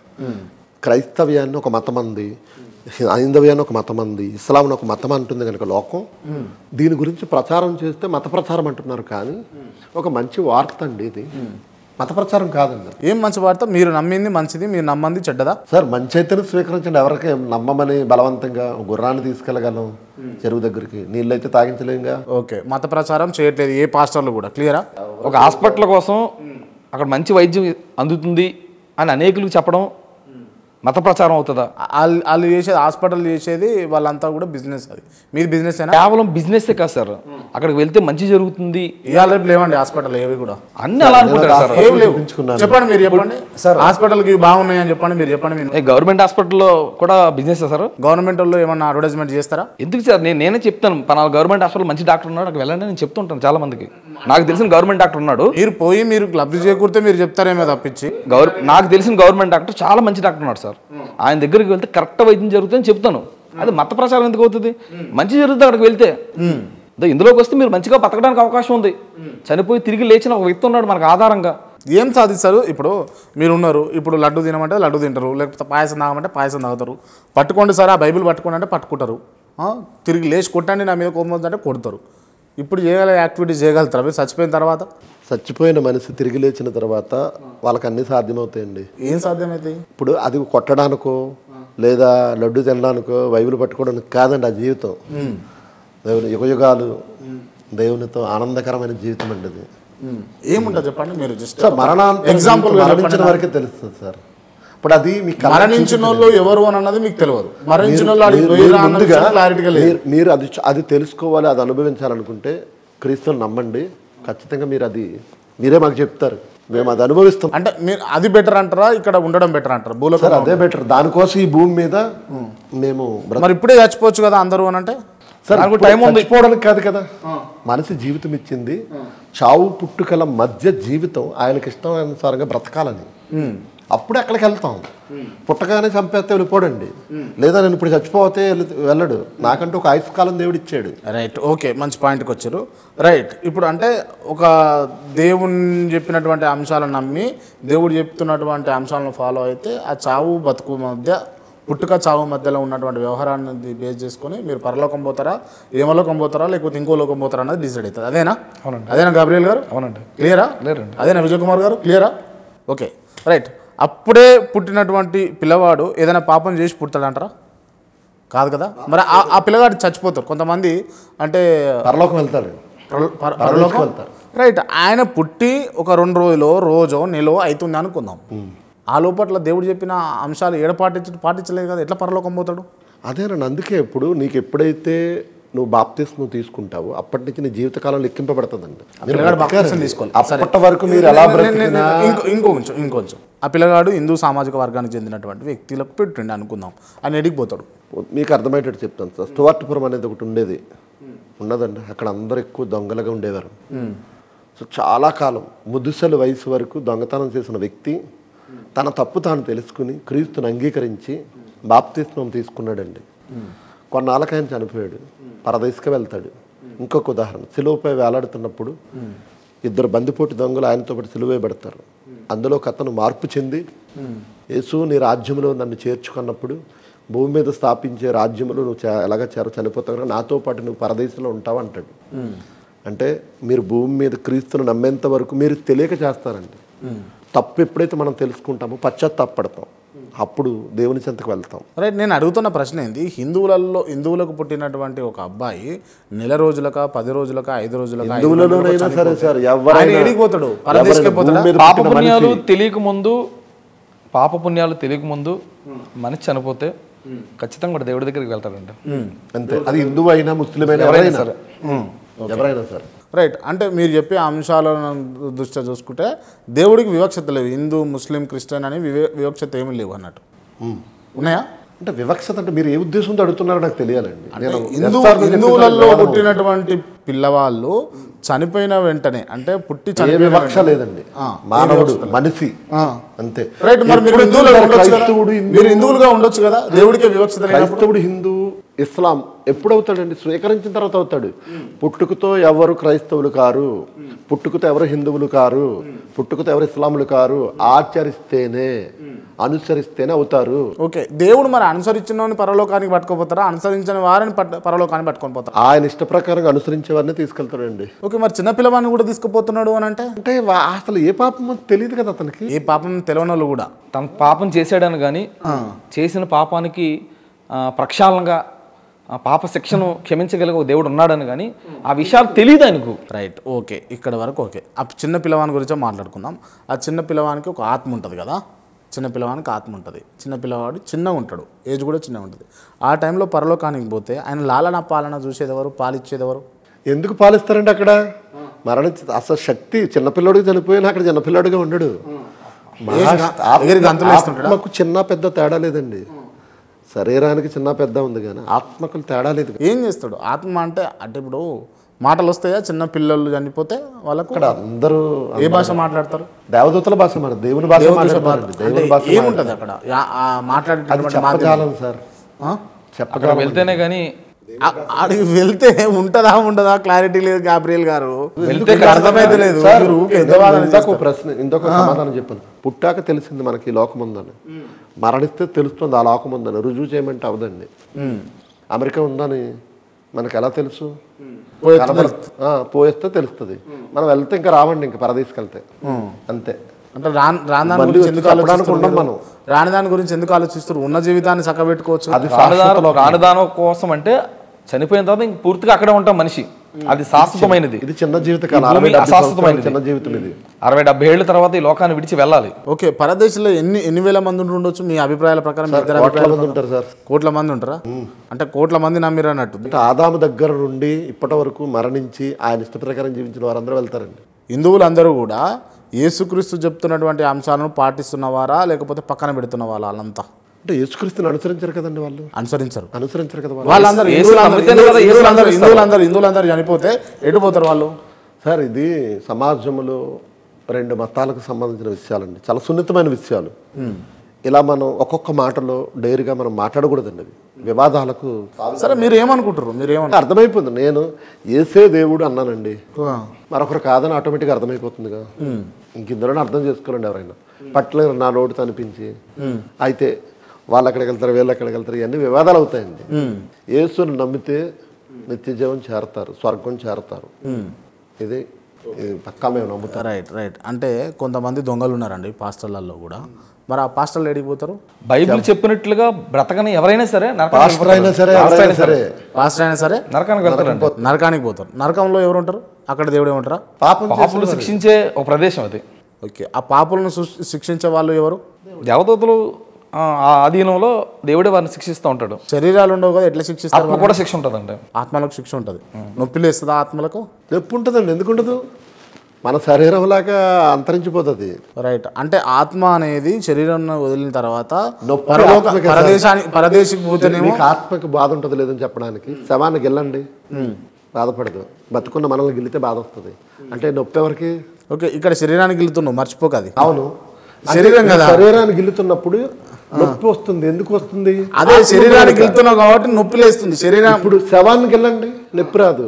అంటే ఎందుకు రాదు? బాధపడేది ఆత్మ ఉండదు అక్కడ. ఆయన ఎక్స్ప్రెస్ చేయలేడు అంతే. ఆత్మని ఎట్లా గిల్లుతారు చెప్పండి మీరు? బాధ ఆత్మని ఎట్లా గిల్లుతారు మీరు? ఆత్మని ఎట్లా గిల్లుతారు అంటున్నా. అందుకే అంటే నొప్పి అన్నారు కదా చెప్తున్నారు, గిల్లమని కాదు అక్కడ, మీకు అర్థం అవడానికి చెప్తారు. సార్, ఆత్మకు నొప్పి లేచేటట్టు చేయాలి అంటే ఏం చేస్తారు విజయ్ కుమార్ గారు, మీరు చెప్పండి. సార్, మిమ్మల్ని పొడిచినా గిల్లినా గిచ్చినా మీకు వచ్చే బాధ శరీరానికి కాదండి, ఆత్మే బాధపడుతుంది. ఆత్మ బాధపడుతుంది. మరి ఇక్కడ ఎందుకు గాయం అవుతుంది? ఇట్లా గిచ్చంగానే ఇక్కడ చర్మం ఎందుకు వదులుగా? అవును, ఆత్మ జీవింపజేస్తుంది కదా మిమ్మల్ని. ఆత్మ సంబంధమైన శరీరం కూడా ఒకటి ఉంటుందన్న, దానికి ఖచ్చితంగా బాధ ఉంటుందన్న. దానికి బాధ ఉంటుంది అంట. ఖచ్చితంగా బైబిల్ చెప్తుంది. ఉంటుంది సార్, బైబిల్ చెప్పిందని కదా ఉంటుందండి. కారు ఉంది సార్, కారుకి హెడ్ లైట్లు అవసరమా? కారులో ఉన్నవాడికి అవసరమా? కారుకి అవసరం ఉంటుంది. కారులో ఉన్నవాడికి కదా కావాలి హెడ్ లైట్లు. కారుకు కావాలి. కారులో ఉన్న వాళ్ళకి ఎందుకు? మరి కారుకు ఉన్నాయండి. కారుకి లేకపోయినా కారు వెళ్ళదా? లైట్లు లేకపోయినా కారు వెళ్ళదా? వెళ్తుంది. అంటే లైట్స్ ఎవరికి? కారులో ఉన్నవాడికి కావాలి. అలాగే ఈ కళ్ళు ఈ శరీరానికి కాదండి, ఈ శరీరం లోపల ఉన్నాడు అప్పుడు వాడి ఆత్మ కావాలి అంటారు అంతే. ఓకే, అలాగే ఈ అంశాన్ని కూడా కొద్దిసేపు పక్కనే పెడదాం. నిజంగా మీరు మొదట కొన్ని వ్యాఖ్యలు చేశారు. ప్రసాదం తినడం కంటే కూడా చచ్చిపోవడమే మేలు అన్నట్టుగా చెప్పారు మీరు. అంటే ఆ సమయంలో పెట్టిన తినమని చెప్తున్నాను సార్. ఇప్పుడు ఆ ప్రసాదం తినే కంటే చచ్చిపోవడం బెటర్ అని నేను అనడంలా. చావు బతుకుల మధ్య మీరు అలాంటి పెడితే తింటారా అంటే తినవండి. మేము ఒక నిష్టలో ఉన్నాము, మేము ఇదిగా ఈ పద్ధతిలో ఉన్నాము కాబట్టి తినము అని చెప్తామండి. రైట్. నేను చాలామందిని అడిగిన, వారు కూడా వివిధ రకాలుగా సమాధానాలు చెప్పారు. మరి ఒక హిందూ రైతు చేసేటటువంటి పంటకు పూజ చేస్తాడు, పూజ చేసి పంట పండిస్తాడు. మీ ఇంట్లోకి ఆ రైస్ వస్తుంది, మీరు కూడా తింటారు. అప్పుడు మీరు అది పూజించినట్టు దాన్ని కన్సిడర్ చేయరు. మీకు అవసరం ఉంటే ఒక లెక్క, అవసరం లేకపోతే ఇంకో లెక్కనా? ఇవన్నీ మనం కల్పించుకుని మాట్లాడుకునేవే సార్. రైట్. గాబ్రియల్ గారు మీరు చెప్పండి, మీరు తోచిపుచ్చినట్టు మాట్లాడతారు, మీరు చెప్పండి. పూజ ప్రసాదం అంటే పంటను తీసుకెళ్ళి దేవుడికి ఇచ్చేస్తారు సార్ ఫ్రీగా, అది ప్రసాదం అవుతుంది. అమ్ముతున్నాడు అనుకో, పంట పండించాడు అమ్ముతున్నాడు, అది నేను కొంటున్నాను, అది ప్రసాదం వస్తుంది. కొంటే ప్రసాదం కాదంట, అమ్ముతున్నాడు సార్. ప్రసాదం అంటే దేవుడికి ఫ్రీగా పెట్టేశారు. ఫ్రీగా అంతా పెట్టరు. ఇప్పుడు దేవుడి దగ్గర కూడా పెట్టేది. ఇప్పుడు మనం తిరుపతి చూసుకుందాం, తిరుపతిలో అంత చేస్తారు, లడ్డూ చేస్తారు, అది చేస్తారు, ఇది చేస్తారు. అన్ని లడ్డూలు తీసుకొని పోయి అక్కడ పెట్టరండి, ఏదో ఒకటి తీసుకొని పోయి దాంట్లో కలిసి పెట్టి దేవుడికి అర్పిస్తారు. మిగతా లడ్డూలు బయటనే ఉంటాయి. మీరు తిరుపతి లడ్డు ఎప్పుడు తిన్నారా? తెలియదండి. మరి అక్కడ బెటర్ కదా, దేవుడి దగ్గర బెటర్ కదా, అయినా కూడా మీరు తినారంటే ఇది మూర్ఖం కాదా? ఒక విషయం అండి, నేను ఇక్కడ సమాధానం చెప్పండి. తిరుమల తిరుపతి దేవస్థానాల పరిధిలో అన్యమత సింబల్ కనపడినా వాళ్ళు సహించరండి. ప్రభుత్వం సహించదు, హైందవ సోదరులు సహించరు. ఏమంటారు? కానీ ఉండేదంతా అన్యమతస్తులే అక్కడ కదా. నోట్ దిస్ పాయింట్ కదా. తిరుమల తిరుపతి దేవస్థాన పరిధిలో దేవుని ప్రసాదమని అమ్ముతున్నారు వాళ్ళు. ఎలా తింటాం సార్ దేవుడి ప్రసాదం? ఇప్పుడు స్వీట్ షాపులో అమ్మండి, మామూలు స్వీట్ లాగా మేము కొనుక్కుని తింటాం. కానీ ప్రసాదం అని అక్కడ ఆ స్టాల్లో పెట్టి అమ్మితే ఎలా తింటాం? కానీ ఎంత మూర్ఖంగా ఉన్నారు అని అంటే, మూర్ఖం ఏంటి సార్, వాస్తవం ఇది. ఇప్పుడు నేను ఏమంటున్నా అంటే, ఇప్పుడు ఇవాళ నాకు తెలియదు సార్. స్వీట్ కొట్లో ప్రసాదం ఇప్పుడు పెట్టడం సెమీ క్రిస్మస్లు నడుస్తా ఉన్నాయి కదా, క్రిస్మస్లు నడుస్తా ఉన్నాయి కదా, హిందూ సోదరులు పోయి ఆడికి స్వచ్ఛందంగా పోయి కేక్ తింటారు. కేక్ తింటారు వాళ్ళు అక్కడ. మేము దేవునికి ఏమి ప్రసాదంగా పెట్టమండి అది. ప్రసాదంగా పెట్టం మేము అది. ప్రసాదంగా పెట్టడానికి ఏ విగ్రహం ఉందండి అక్కడ? రైట్, విగ్రహం అన్నారు. మరి విగ్రహాన్ని మొక్కటోళ్ళు ఏసు ఎట్లా ఉంటాడండి? అదే అండి, ఏసుక్రీస్తు ఎట్లా ఉంటాడు? గాబ్రియల్ గారు మీరు చెప్పండి. వాక్యము ప్రకటిస్తామండి. ఈ బైబిల్ దేవుడు అని నమ్ముతున్నాం, మేము దేవుని వాక్కు అని నమ్ముతున్నాం.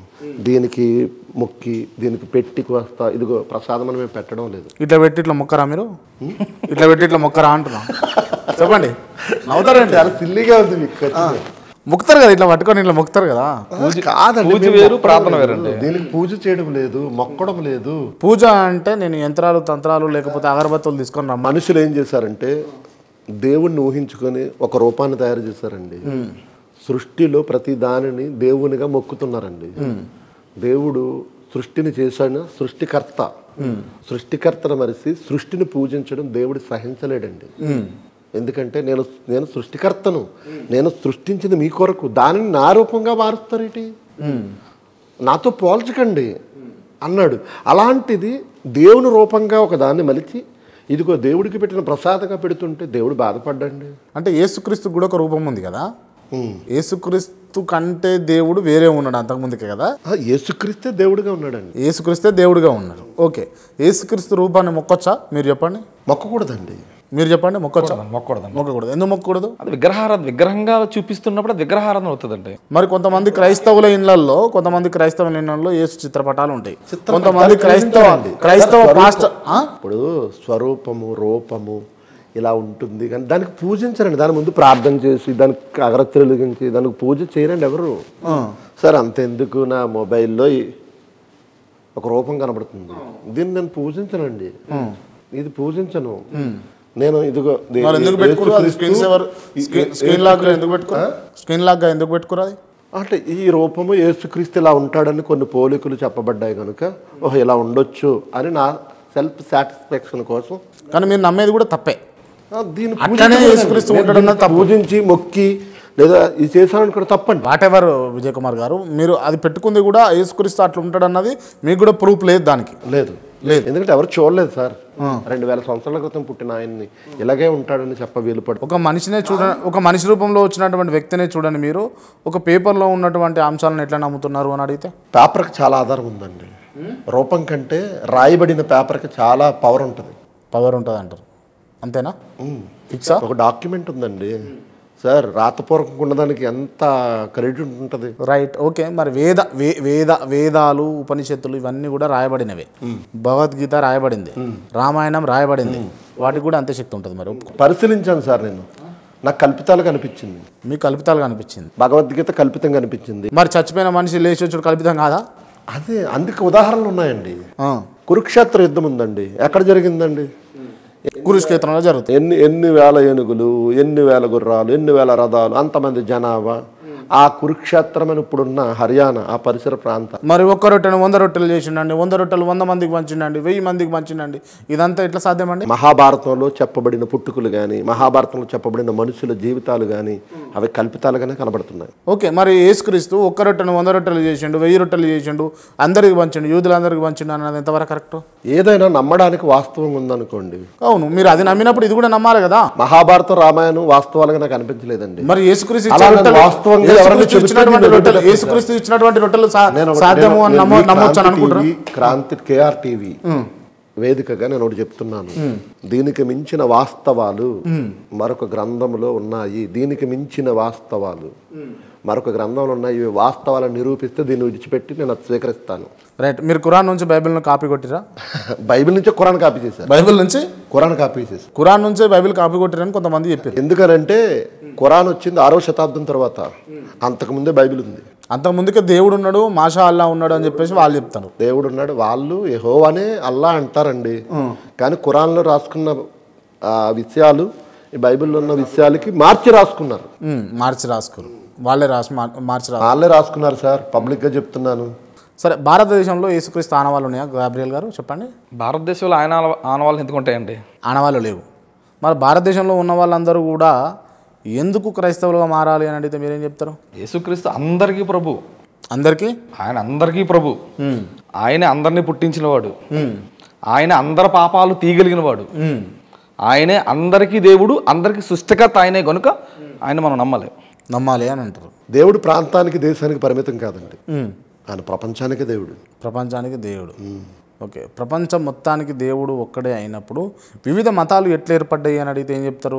మనుషులు ఏర్పాటు చేసుకున్నారు. మనుషులు ఏర్పాటు చేసుకుంటే చిన్న పిల్లవాడు పుట్టిండు అనుకుందాం. పుట్టినప్పటి నుంచి ఆ వ్యక్తికి అది వాటర్ అని కాకుండా అదొక భయానకమైనటువంటి పదార్థం అని చెప్పేసి పరిచయం చేస్తే ఒక తెలివి వచ్చేంత వరకు, జ్ఞానం వచ్చేంత వరకు దాన్ని ముట్టుకోవడానికి భయపడతారు. అవును. అంతెందుకు, చిన్న ఉన్నప్పుడు బూచి వస్తుంది తినమ్మ అని అంటే భయపడకుండా చిన్నపిల్లలు తింటారు. ఇప్పటికీ తినబెడుతుంటారు తల్లులు.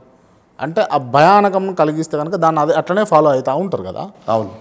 మరి దేవుడు కూడా నేను మాత్రమే దేవుని, ఇంకెవడూ లేడు, అందరూ దొంగలు అని చెప్పేసి దేవుడు చెప్పుకుని ఉండొచ్చు కదా. అప్పుడు విజయ్ కుమార్ గారు అక్కడ, క్రాంతి ఇక్కడ, గ్రాబ్యుల్ అక్కడ, కెమెరామ్యాన్ ఇక్కడ, మల్లేష్ ఇక్కడ, ఎల్లేష్ ఇక్కడ కూర్చోడు. చిన్న ఉదాహరణ మీకు చెప్పండి. మా నాన్న ఉన్నాడు, నేను మా నాన్ననే నాన్న అని పిలుస్తాను. అలా కాకుండా రోడ్డుకు పోయి నాన్న అన్నాను అనుకోండి, మా నాన్న ఏం చేస్తాడు? ఒక్కటి ఇస్తాడు, ఎవడరా నీకు నాన్న, నేను రా నిన్ను కన్నదని. దేవుడికి కూడా స్వభావం సార్, నేనే దేవుణ్ణి, నన్ను మాత్రమే నమ్మాలి. దేవునికి ఉన్న హక్కు అండి, అది రైట్. అది సృష్టించిన వాడు కనుక ఆయనకున్న రైట్. మన తండ్రికి అలాగే తొరే నేనరా మీ నాన్న ఎవరిని పడతాను నాన్న అంటావు. ఎస్, నేను అసలు నాన్న అనకుండా అవకాశమే ఇవ్వకుండా ఇంకొకరు ఉండొద్దు కదా. ఎవరు? ఇంకొక మతమే ఉండొద్దు కదా అంటున్నాను నేను. ఇంకొక మతం ఉండొద్దని ఎవరు చెప్పలేదు సార్, ఉంటాయని దేవుడే చెప్పాడు. వివిధ ధర్మాలు, పూర్వకాలం ఉన్న ధర్మాలను, పూర్వకాలం ఉన్న మార్గములను తరిచి పరిశీలించి మేలైనది ఏదో దాన్ని అనుసరించమన్నాడు. ప్రజలు ఇన్ని మార్గాలు పుట్టిస్తారని దేవునికి తెలుసండి. దేవుడికి తెలుసు. తెలిసి కూడా ఎందుకు తప్పు చేసాడు దేవుడు అని అడిగితే? దేవుడు తప్పు చేయడం ఏంటండి, మనుషులకు ప్రివిల్ ఇచ్చాడు కదా సార్. సూర్యుని చూడగానే దేవుడు అనుకోకూడదండి, ఆ సూర్యుని ఎవరు చేశారని అనుకోవాలి. కానీ మనిషి ఏం చేశాడు? మనకు వెలుగిస్తుంది, వేడిస్తుంది, మనకు ఉపయోగపడుతుంది కనుక దేవుడు అన్నాడు. మరి ఆ సూర్యుని ఇచ్చిన దేవుడు ఏమవ్వాలండి? కాబట్టి ఇది మనకు ఉపయోగపడుతుంది కనుక దేవుడు అంటే ఎలాగండి? ఒక చిన్న ఉదాహరణ చెప్తాను. ఒక వంట మేస్త్రి, నేను తెలియక వంట చేస్తున్నప్పుడు అయిపోయింది, వంట అయిపోయింది, చదువుతున్నప్పుడు పొయ్యి మీద నుంచి ఇలా దాటానండి. ఇలా దాటి వెళ్ళాను, అడ్డుగా ఉందని స్టవ్. అరే రే అలా దాటారేంటని ఇలాగా అంటున్నాడు. ఎందుకు దానికి మొక్కుతున్నావంటే, నాకు ఈరోజు జీవనోపాధి అయింది ఈ స్టవ్ వల్లనండి, ఈ వంటలు చేయడం వల్ల, నాకు అది దైవం అండి అన్నాడు. మరి నిన్ను పుట్టించిన దైవం నీకు ఉపయోగపడుతుందని నువ్వు దైవంగా మొక్కితే, నువ్వు జీవించడానికి జీవం ఊపిరిని ఎవరిస్తున్నారు? మన తాతలు ఇస్తున్నారా? మన ప్రధానమంత్రి ఇస్తున్నాడా? మన ముఖ్యమంత్రి ఇస్తున్నాడా? మనుషులు ఎవరైనా ఇస్తున్నారా? దేవుడు కదా ఇచ్చేది, దేవుడు ఇస్తున్నాడు. కాబట్టి దేవుని నమ్మాలండి. ఆ దేవుడే నజరేయుడైన యేసు అని అంటారు. ఎస్ అండి, అంతేనా? ప్రభు అయిన యేసు. నజరేయుడు అంటే ఆయన పెరిగిన ఊరు. అది నజరేయుడైన యేసు అని అంటే ఆయన పెరిగిన ఊరు. నజరేత్ అనేది ఒక గ్రామం, ఆయన పెరిగాడండి అక్కడ. అంటే ఇవన్నీ అంశాలు ఒక్కొక్కసారి మీకు మీరు ప్రశ్న వేసుకున్నప్పుడు మేము ఇంత అంటే చిన్నగా ఎందుకు ఆలోచిస్తున్నామని అనిపిస్తా మీకు మీ ఇద్దరికి? సార్, ఒకప్పుడు చిన్నగా అనిపించిందండి ఇది తెలియనప్పుడు. బైబిల్ తెలియనప్పుడు చాలా చిన్నగా అనిపించింది, అది చాలా పెద్దగా అనిపించింది. నాకు వేరే గ్రంథం గురించి చదువు నాకు చాలా పెద్దగా అనిపించిందండి. నేను సైన్స్ స్టూడెంట్ని. నాకు చదువు, నేను ఒక డాక్టర్ అవ్వాలని కళ. బాగా చదివి అన్నిట్లో ఫస్ట్ వచ్చేసేవాడిని. నాకు చదువు గొప్పగా ఉండేది. చిన్నప్పటి నుంచి చర్చకి వెళ్తున్నా దీన్ని నేను పట్టించుకోలేదు. కానీ ఎప్పుడైతే దీని రుచి తెలిసిందో, ఇందులో ఉన్న వాస్తవాలు, ఇందులో జ్ఞానం తెలిసిందో, చదువు నాకు చాలా చిన్నదైపోయింది. సో అలా వెళ్ళడం మానేసి ఇది నేర్చుకోవడం మొదలుపెట్టా. అలాగే మందిని ముంచడం స్టార్ట్ చేసిరు. అప్పుడే మందిని ముంచడం స్టార్ట్ చేసిరు, జనాలను ముంచడం స్టార్ట్ చేసిరు. నేను జనాలు ముంచడం స్టార్ట్ చేయలేదు. నేను తెలుసుకున్న సత్యాన్ని, నేను తెలుసుకున్న వాస్తవాన్ని, మంచిని ఇతరులకు పంచాను. అది నమ్మిన వారు వస్తారు. Okay, right. మీరు ఎక్కడండి? చీరాలండి. చీరాల, బాపట్ల దగ్గర. చీరాల, చీరాల దగ్గర బాపట్ల. అక్కడ నిన్న మీరు అక్కడ ఏం చేస్తుంటారు మీరు? నేను పాస్టర్ అండి. పాస్టర్ అండి.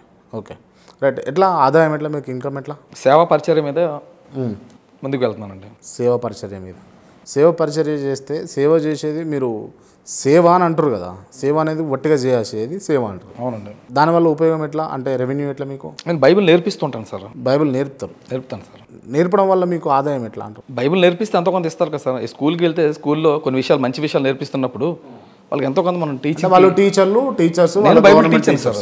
మీరు బైబిల్ టీచర్. బైబిల్ టీచర్ నేను. ఓకే, మీకు ఎవరు ఇవ్వాలి పైసలు? ఎవరు ఇవ్వాలి? నేర్చుకున్న వాళ్ళు ఇస్తారు. నేర్చుకున్న వాళ్ళు ఇస్తారు. అంటే వాళ్ళ ఇంట్రెస్ట్ తోటి నేర్చుకోవడానికి ఇస్తారు. ఇక్కడ ఎవరికి బలవంతం కాస్త కదా. ఓకే, మీరు రావాలి కూర్చోవాలి మాకు ఇవ్వాలని బలవంతం కదా. క్రైస్తవ్యంలో చాలా మంది దొంగలు ఉన్నారు అని అంటే మీరు ఏమంటారు? సార్ ప్రతి మతంలో ఉంటారు సార్. క్రైస్తవ్యంలో దొంగలు ఉన్నారు అని ఉండకపోవచ్చు సార్. ఉన్నారా లేదా ఒప్పుకోండి, మనస్సాక్షికి ఒప్పుకోండి. మీరు దేవుడి బిడ్డ అని అంటారు, యేసుక్రీస్తు నమ్ముతాము అని అంటారు, అబద్ధాలు చెప్పము అని అంటారు. ఉండొచ్చు. ఉన్నారా లేదా? ఉన్నారు అని నేను ప్రతి మతంలో ఉంటారండి. ప్రతి మతం గురించి అడగలేదు ఇక్కడ. మీరు ఉన్నది హిందూ ధర్మాన్ని రిప్రజెంట్ చేస్తూ కాదు. మీరు కూర్చుని ప్రతి మతంలోనూ మంచోళ్ళు, అందరూ మంచోళ్ళు ఉండరు సార్. అందరూ చెడ్డోళ్ళు ఉండరు. ఎవరో కొందరు ఉంటారు, ఏ ఒక్కరు. వాళ్ళని బట్టి అందరిని అలా అనుకోకూడదు మనం. ఈ దశమ భాగాలు వసూలు చేయాల్సిన అవసరం ఏముందండి? దశమ భాగాలు సార్, దశమ భాగం అనేది సేవ చేసేవారికి లేదా పాస్టర్ గాను పరిచారకుడు చేసేవారికి దేవుడు నియమించిన విధి అండి అది. దశమ భాగం అనేది ఒక క్రైమ్ అంటే మీరు ఏమంటారు? క్రైమ్ అంటే మీకు అర్థమయ్యేలా చెప్పే ప్రయత్నం చేస్తాను. చాలామంది పూజారులు కూడా వాళ్ళు గుళ్ళో అర్చన చేస్తూ పూజలు చేస్తూ దాని అర్చన మీద గుళ్ళో వాళ్ళకి కొంత ఇస్తూ ఉంటారు. అది క్రైమ్ అని మీరు అంటారా? గుళ్ళో ఇస్తారు, వాళ్ళకు జీతాలుగా ఇస్తూ ఉంటారు, జీతాలు ఇస్తారు వాళ్ళకు. జీతం లేని వాళ్ళకు కూడా మరి ఎలా బ్రతుకుతారు? క్రైమా? అది క్రైమ్ అని మీరు అంటే టీటీడీ వాళ్ళకి జీతాలు ఉంటాయి, అందరికి జీతాలు లేవండి. గుడి ఏవైతే ఉంటాయో ఆ గుడి సొసైటీ సార్ అర్చన మీద బ్రతుకుతారు సార్ వాళ్ళు. నేను చూసాను. వచ్చిన వాళ్ళు ఇస్తే వాళ్ళు ఉంటారు, వచ్చిన వాళ్ళు తీసుకుంటే వాళ్ళు బతుకుతారు. వాళ్ళ జీవనాధారం అది. ఒకటే నిమిషం. వచ్చిన దాంట్లో మొట్టమొదట దేవునికి ఇవ్వాలి. ఎవరైతే ఇవ్వాల్సినంత ఎవరో, ఐఎమ్ వెరీ మచ్ క్లియర్, ఎవరైతే ఇవ్వాల్సినంత ఎవరో వాళ్ళు ఎలాంటి వాళ్ళు అంటే వాడు పాపం కష్టపడి సంపాదించాడు. మీరు వింటురా? ఇది వచ్చిన దాంట్లో మొట్టమొదట దేవునికి ఇవ్వాలి. ఎవరైతే ఇవ్వాల్సినంత ఎవరో, ఐఎమ్ వెరీ మచ్ క్లియర్, ఎవరైతే ఇవ్వాల్సినంత ఎవరో వాళ్ళు ఎలాంటి వాళ్ళు అంటే వాడు పాపం కష్టపడి సంపాదించాడు, చాలా తెలియగలవాడు. వాడు ఏమనుకున్నాడంటే పెద్ద గోడౌన్లు చేసుకుంటాను, దాంట్లో మొత్తం అంతా నింపేస్తాను, నేను తింటాను, తాగుతాను, సుఖిస్తాను అని అంటే దేవుడు రాత్రి కల్లోకి వచ్చి అరే నేను రేపు లేపేస్తాను అన్నాడు. అది దేవుడు లేపేస్తా అంటాడా? ఒక మహోన్నతమైనటువంటి పాస్టర్ చెప్పినటువంటి అంశం ఇదంతా. ఇప్పుడు మీకు అది ఏమర్థమైంది సార్? ఒక్కసారి మీ నోటితో చెప్పండి, అది మీకు ఏమర్థమైంది? దశమ భాగాలలో ఖచ్చితంగా ఒకరు ఇవ్వకపోతే, అక్కడ ఉన్నటువంటి వాళ్ళకి ఇవ్వకపోతే మేము ఉంచుకొని మా ఇష్టం వచ్చినట్టు మేము వాడుకుంటాం డబ్బును అంటే, మా డబ్బు మేము సంపాదించిన డబ్బు మేము వాడుకుంటాం అంటే దేవుడు వచ్చి లేపేస్తాడట. అది అబద్ధం సార్. అది మీరు వినిపించింది కానీ మీకు అర్థమైంది చెప్పింది కానీ వాస్తవం కాదు. మరి ఏది ఈ దశమ భాగం గురించి నేను చెప్తాను. నాకు ఒక టైం ఇవ్వండి, మీరు మధ్యలో రాకండి. ఒక్క 2 minutes చెప్పండి. ఏంటంటే ఈరోజు విజయ్ కుమార్ అనే నేను ఏ ఉద్యోగము చేయకుండా ఇక దేని మీద నేను ఆధారపడకుండా ఈ బైబిల్ని బోధించడం మీద నేను ఆధారపడి ఉన్నాను. సో నా బోధన విధానం విని కొంతమంది వచ్చారు, చర్చగా ఏర్పడ్డారు, సమూహంగా ఏర్పడ్డారు. ఇలా సమూహంగా ఏర్పడ్డ వారికి దేవుడిచ్చిన విధి ఏంటంటే ఏ ఆధారము లేకుండా అతనిని మీరు పోషించాలి. అందుకోసం ఒక క్రమం పెట్టాడండి. ఇదిగో మీ సంపాదనలో 10వ వంతు ఆయనకి ఇవ్వండి. ఇందులో పేదవాళ్ళు కూడా ఉండొచ్చు, ఇవ్వలేని వాళ్ళు ఉండొచ్చు. ఇవ్వలేని వాళ్ళకి ఈ సేవకుడికి ఇచ్చిందే తిరిగి పేదోళ్ళకి, ఈ చర్చ్ సమూహం అంతా ఇచ్చినది పేదవాళ్ళకి, ఇందులోది పాస్టర్ ఇస్తాడు. ఎవరైనా వేరే ఊరు నుంచి వచ్చి ఇక్కడ ఉన్నారనుకోండి, వాళ్ళకి భోజనం పెడతారు. సో ఇవ్వలేని వాడిని ఇవ్వకపోతే నువ్వు చస్తావు, దేవుడు నేను చంపుతాడు అన్నది ఎక్కడ లేదండి. మీరు స్వతహాగా ఇవ్వాలి, ఇస్తారు. ఇచ్చే వాళ్ళకి లేదు బాధ, తీసుకునే వాళ్ళకి లేదు బాధ, మధ్యలో వీళ్ళకి వచ్చింది, మధ్యలో ఉన్న వాళ్ళకి బాధ ఉండొద్దు. దీనికి సంబంధించి ఒక సంపూర్ణమైన వివరణ ఇచ్చే ప్రయత్నం చేస్తాను. చెప్పండి. ఈ దశమ భాగం అన్నది బైబిల్లో 3 విధానాలుగా దేవుడు ఇమ్మన్నాడండి. 3 విధానాలుగా దేవుడు ఇమ్మన్నాడు. దేనికి దశమ భాగం అంటే ఆ చర్చి యొక్క పర్పస్, ఆ చర్చిని డెవలప్ చేయడం కొరకు ఆ దశమ భాగాన్ని వాడాలి. ఆ చర్చిని డెవలప్ చేయడానికి వస్తున్న వారిని ఆధ్యాత్మికంగా నడిపిస్తున్న వ్యక్తి పోషింపడానికి వాటిని వాడాలి. ఆ దశమ భాగమే సంఘంలో చుట్టుపక్కల ఎవరైతే పేదలు ఉన్నారో ఆ పేదలను పెంచి పోషించడానికి దేవుడు పెట్టిన కార్యక్రమమే ఈ దశమ భాగం అండి. దశమ భాగం అనేసరికి అదేదో పాస్టర్లు దోచేసేది అనే ఒక నెగిటివ్ కోణంలో సమాజంలోకి తీసుకెళ్లారు. అయితే బైబిల్ ఏం చెప్తుందంటే, బైబిల్ దశమ భాగం ఇమ్మంటుంది. అది దేనికయ్యా అంటే చర్చ్ పర్పస్ కొరకు, ఆధ్యాత్మికంగా నడిపిస్తున్న పోషణ కొరకు, మరికొంత డబ్బులు పేదలకు ఇవ్వడానికి దేవుడు ఆ కార్యక్రమాన్ని పెట్టాడు. ఓకే కానీ అది కూడా నేను చెప్పే ప్రయత్నం చేస్తాను. ఇది కూడా దేవుడు ఎప్పుడు ఎవరిని బలవంతంగా ఇమ్మనలేదు. మీ మనస్ఫూర్తిగా మీరు ఇవ్వాలనుకుంటే అన్నిటి కొరకు, పేదల కొరకు, నడిపిస్తున్న నాయకుడి కొరకు, చర్చ్ డెవలప్మెంట్ కొరకు మీ మనస్ఫూర్తిగా మీరు ఇవ్వాలనుకుంటే దేవుడు ఇమ్మని చెప్పిన కార్యమే ఈ కార్యము. కానీ కొంతమంది పాస్టర్లు కావాలని చెప్పేసి పీడిస్తున్నారు, హింస పెడుతున్నారు, ఇబ్బంది పెడతా ఉన్నారు, అలా మీరు ఇవ్వకపోతే దశమ భాగాలు ఇవ్వకపోతే చచ్చిపోతారని చెప్పడం, బోధించడం తప్పండి. అలా బోధించేటటువంటి పాస్టర్లను ఏమనాలి, అట్లా బోధించే పాస్టర్లను ఏమనాలి చెప్పండి గాబ్రియల్ గారు. సార్ ఇక్కడ నేను సూటిగా సుత్తలేక నేను చెప్పాలనుకుంటున్నానంటే, వాళ్ళు ఏ పర్పస్ మీద చెప్తున్నారు, ఏ ఉద్దేశంతో చెప్తున్నారు, ఆ ఇంటెన్షన్ ఏంటో మనకు తెలియాలి సార్. ఇప్పుడు ఒక వీడియో మీరు పెట్టారు, ఆ వీడియో ఏ పర్పస్లో చెప్తున్నాడు అన్నది కూడా మనకు తెలియాలి. పర్పస్ ఏముంటుంది, డబ్బులు అడుగుతున్నారు, డబ్బులు అడుగుతున్నారు, డబ్బులు ఇయ్యి, డబ్బులు చచ్చిపోతారు అని. రేపు సభలు జరుగుతున్నాయి కాబట్టి మనమంతా తల వేద్దాం, కార్యక్రమం ఘనంగా చేద్దాం, మీరు మీ సహాయం ఇవ్వండి, మీ మనీ తీసుకురండి అంటాను. ముందు పర్పస్ కట్ చేసి మనీ ఇవ్వండి అని విజయ్ కుమార్ ఇదిగో ఎలాగ అడుగుతున్నాడు చూడండి, మొక్కేస్తే ఎలాగ. రైట్. ఓకే. కల్వరి సతీష్ వారానికి సంపాదన ఎంత ఉంటుంది అనుకుంటారు మీరు? అందాదా ఎక్కువే ఉండొచ్చు సార్. ఎంత ఉంటుంది అనుకుంటారు? ఎక్కువ అంటే మాకు తెలియదండి. అంటే ఆ దశమ భాగాల నుంచి వచ్చే డబ్బు ఎన్ని కోట్లు ఉంటుంది అనుకుంటారు మీరు? సార్ సతీష్ కుమార్ అనే ఆయన గొప్ప వ్యక్తి కదా, తెలుగు రాష్ట్రాల్లో చాలా చర్చెస్ డెవలప్ చేస్తున్నారండి ఆయన. అంతేకాకుండా హాస్పిటల్ సర్వీస్ ఉంది, విధవరాండ్రు అంటే అనాథల సర్వీస్ ఉంది, అలాగే భర్త చనిపోయిన విధవరాళ్ళు అంటారు, వాళ్ళ పోషణ ఉంది, అనాథ పిల్లలు, స్కూల్స్. సార్ ప్రతి ఒక గొప్పగా సమాజంలో కనపడే వ్యక్తి అంత వస్తుంది అని అనే బదులు అతను ఎంత చేస్తున్నాడు అనేది కూడా మనం చూడాలి. కరోనా టైంలో కూడా చాలా చేశారు.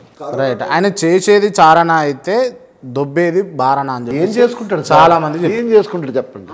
ఆయన ఏం చేసుకుంటున్నాడు? విమానాల్లో తిరుగుతున్నాడా, లేకపోతే లగ్జరీ కార్లు లేవా, లగ్జరీ విల్లాలు లేవా, ఆవుకులు కానుకు పెట్టిన డబ్బులున్నా ఉపవాసాలతో ఉంటారు సార్, ఒక్క పూటే తింటారండి. లగ్జరీ కార్లలో కల్వరి సతీష్ ఎందుకు తిరుగుతున్నాడు? సాదా సీదాగా ఆటోలో రావచ్చు కదా. సాదా సీదా ఆటోలో నేనున్నాను సార్. నేను బస్సు మీద ట్రైన్ మీద రానండి, కారులోనే వస్తాను. ఎందుకు బస్సు మీద ట్రైన్ మీద రానంటే నన్ను కొంతమంది టార్గెట్ చేస్తారు. సో గతంలో నేను మతోన్మాదులు అనబడితో పోరాటం చేశాను, నన్ను గుర్తుపెట్టి టార్గెట్ చేస్తారు కనుక నేను కారులో రావాలి, ఆటో మీద రాలేనండి. ఆటో ఓడి నన్ను ఎక్కడికన్నా తీసుకెళ్ళి కిడ్నాప్ చేసేయచ్చు అంటే భయం. ఒక భయం కాదండి, నేను బ్రతకాలి, నలుగురిని బ్రతికించాలి. ఒక సమాజంలో గుర్తింపు పొందిన వ్యక్తి ఆటోల్లో సామాన్యుల్లో నడవలేడండి. మీరు కూడా అంతే సార్. నార్మల్ కార్లు రావచ్చు, లగ్జరీ కార్లు ఎందుకు? కోట్ల రూపాయల విలువైనటువంటి కార్లు. కార్ అనేది లగ్జరీ కాదు సార్, అవసరం. అవి ఎట్లా వచ్చినాయి? ఆ డబ్బులు ఎక్కడి నుంచి వచ్చినాయి? ఆ డబ్బులు ఎక్కడి నుంచి వచ్చినాయి? సతీష్ కుమార్ డబ్బులు చెప్పండి. ఆ డబ్బులు ఎక్కడి నుంచి వచ్చినాయి సార్? లాంగ్ జర్నీ చేయాలి, ఒక మంచి కారు ఉండాలి సార్.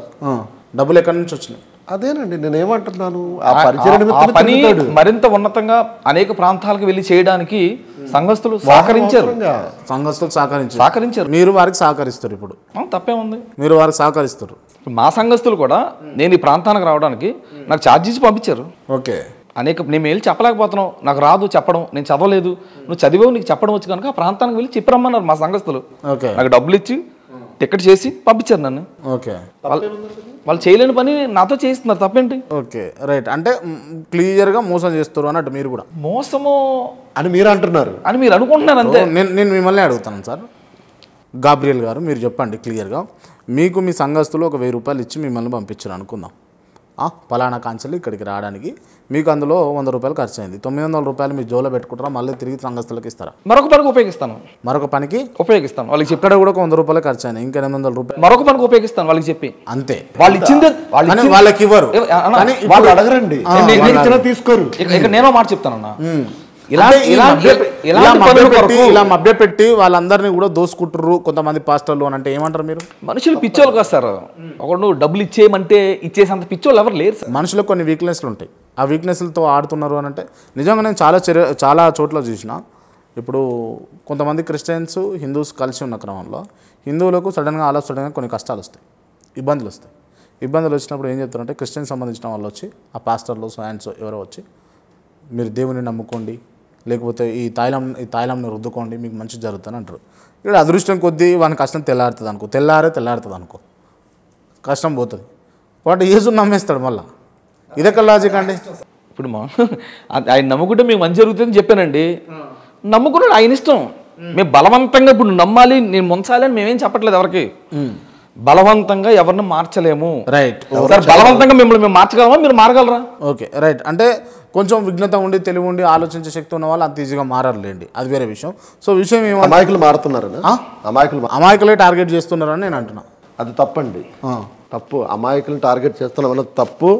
మీకు కూడా చెప్తున్నాం, అమాయకులను వీక్నెస్ ఉన్న వాళ్ళని టార్గెట్ చేస్తాం. ఇంతమంది సేవకుల్ని పాస్టర్ ఇంటర్వ్యూ చేస్తారు కనుక మీకోసం నేను ప్రతిరోజు ప్రార్థిస్తున్నాను.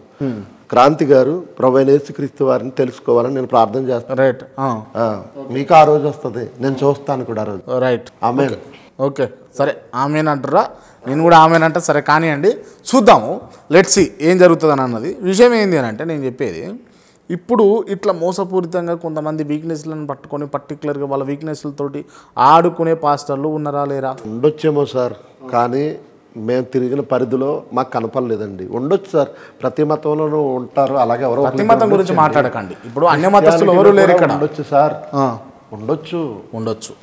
స్వార్థపూరితమైన ఆలోచనలతో దీన్ని కూడా అలా తప్పుగా అనుకోవచ్చుగా, రైట్, తప్పు ఉపయోగించుకోవచ్చుగా. సరే, మీరు చెప్పండి బ్రదర్, అమ్మ తేజ అనేది తెలుసా? ఒక ఆయన ఉంటాడు పాస్టర్, తెలుసు, మీకు కూడా తెలిసి ఉండొచ్చు. తెలుసు కదా, తెలుసు. అరటిపండ్లు ఇచ్చి పిల్లలని చేస్తుంటాడు. సాధ్యపడుతుందా అది? అరటిపండు ఇచ్చి పిల్లలు పుడతారు? అరటిపండుకు పిల్లలు పుట్టరండి. ఆయన మీతో చెప్పాడండి అరటిపండ్లు ఇస్తే పిల్లలు పుడతారని. సాక్ష్యాలు చెప్పేటప్పుడు, మీటింగ్లు చెప్పేటప్పుడు, అదిగో రండి సుష్మిత అంటాడు, శ్వేత అంటాడు, పిలుస్తాడు, నీకు ఈ కష్టం ఉందంటాడు. అంటే సార్ మీరు విషయం పూర్తిగా తెలుసుకుని ప్రశ్నిస్తే బాగుంటుందండి. సరే, అరటిపళ్ళకి పిల్లలు పుడతారా? ఆయన ఇచ్చే అరటిపండు పిల్లలు పుట్టరు సార్. ఆయన ఇచ్చే అరటిపళ్ళ కాన్సెప్ట్, ఆయన అరటిపళ్ళకు పిల్లలు పుడతారని ఆయన అరటిపళ్ళు ఇవ్వలేదండి, అరటిపళ్ళు ఇవ్వలేదు. దేనికి ఇచ్చాడు? ప్రేయర్ చేసి, అమ్మా ఇదిగో ఇలా పండంటి బాబో పాపో మీకు పుట్టాలి అని దానికి సూచనగా అరటిపండు ఇచ్చాడు తప్ప ఈ అరటిపండుకి పిల్లలు పుడతారు తినండి పుడతారని చెప్పలేదు. మీరు ఇట్లా కవర్ చేయమని మీకు చెప్పిండు. సరే, కవర్ చేయమని కాదు సార్, అది పండంటి బాబు టాచ్ అనగానే ఎట్లా గుడతారు? నిజంగా శిగాలు వస్తాయంటారా? క్రైస్తవ్యంలో శిగాలు ఉంటాయా?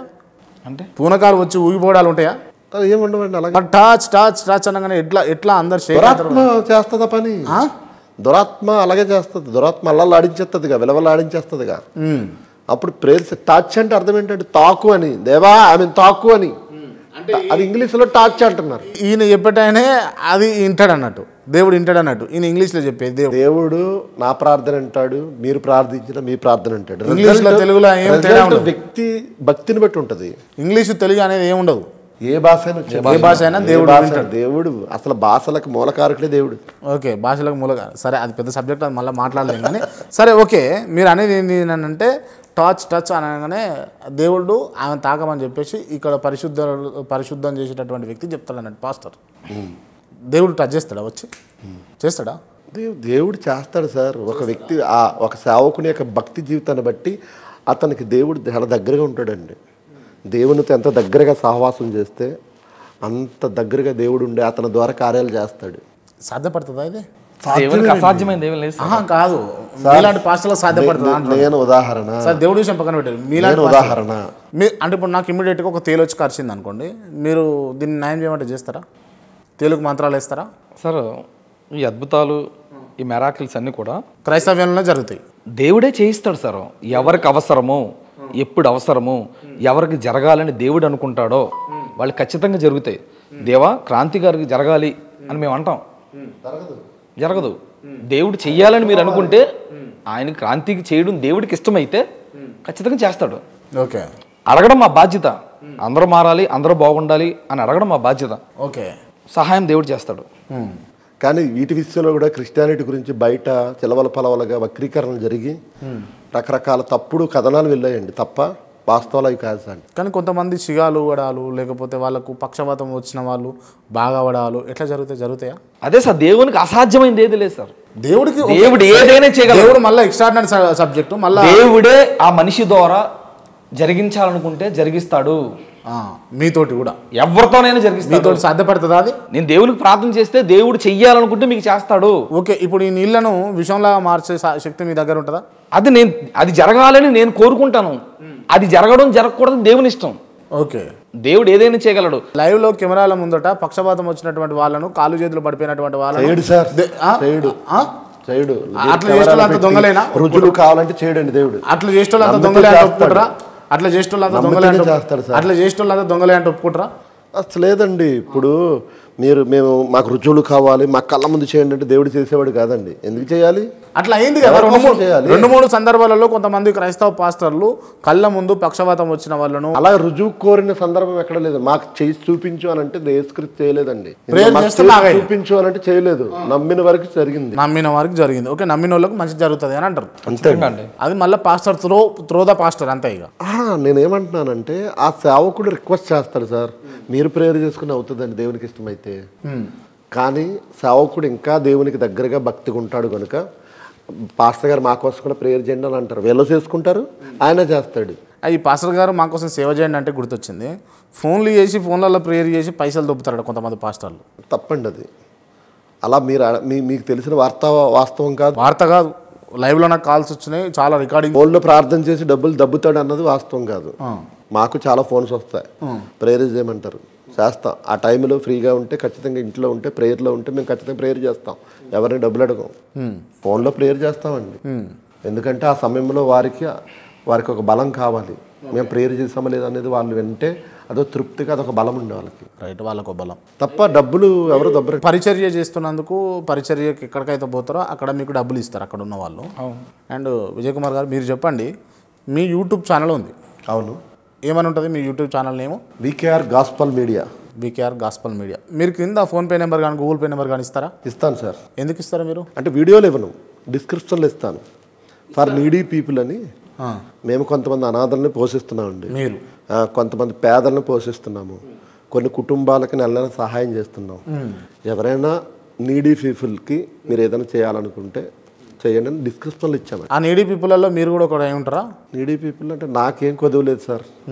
నేను మీటింగ్కి వెళ్తే నాకు పర్ డే ఎంత రెమ్యూనరేషన్ వాళ్ళు ఇస్తారండి. ఓకే, ఎంత వస్తుందండి మీకు పర్ డే మీటింగ్ వెళ్తే ఎంత ఇస్తారు?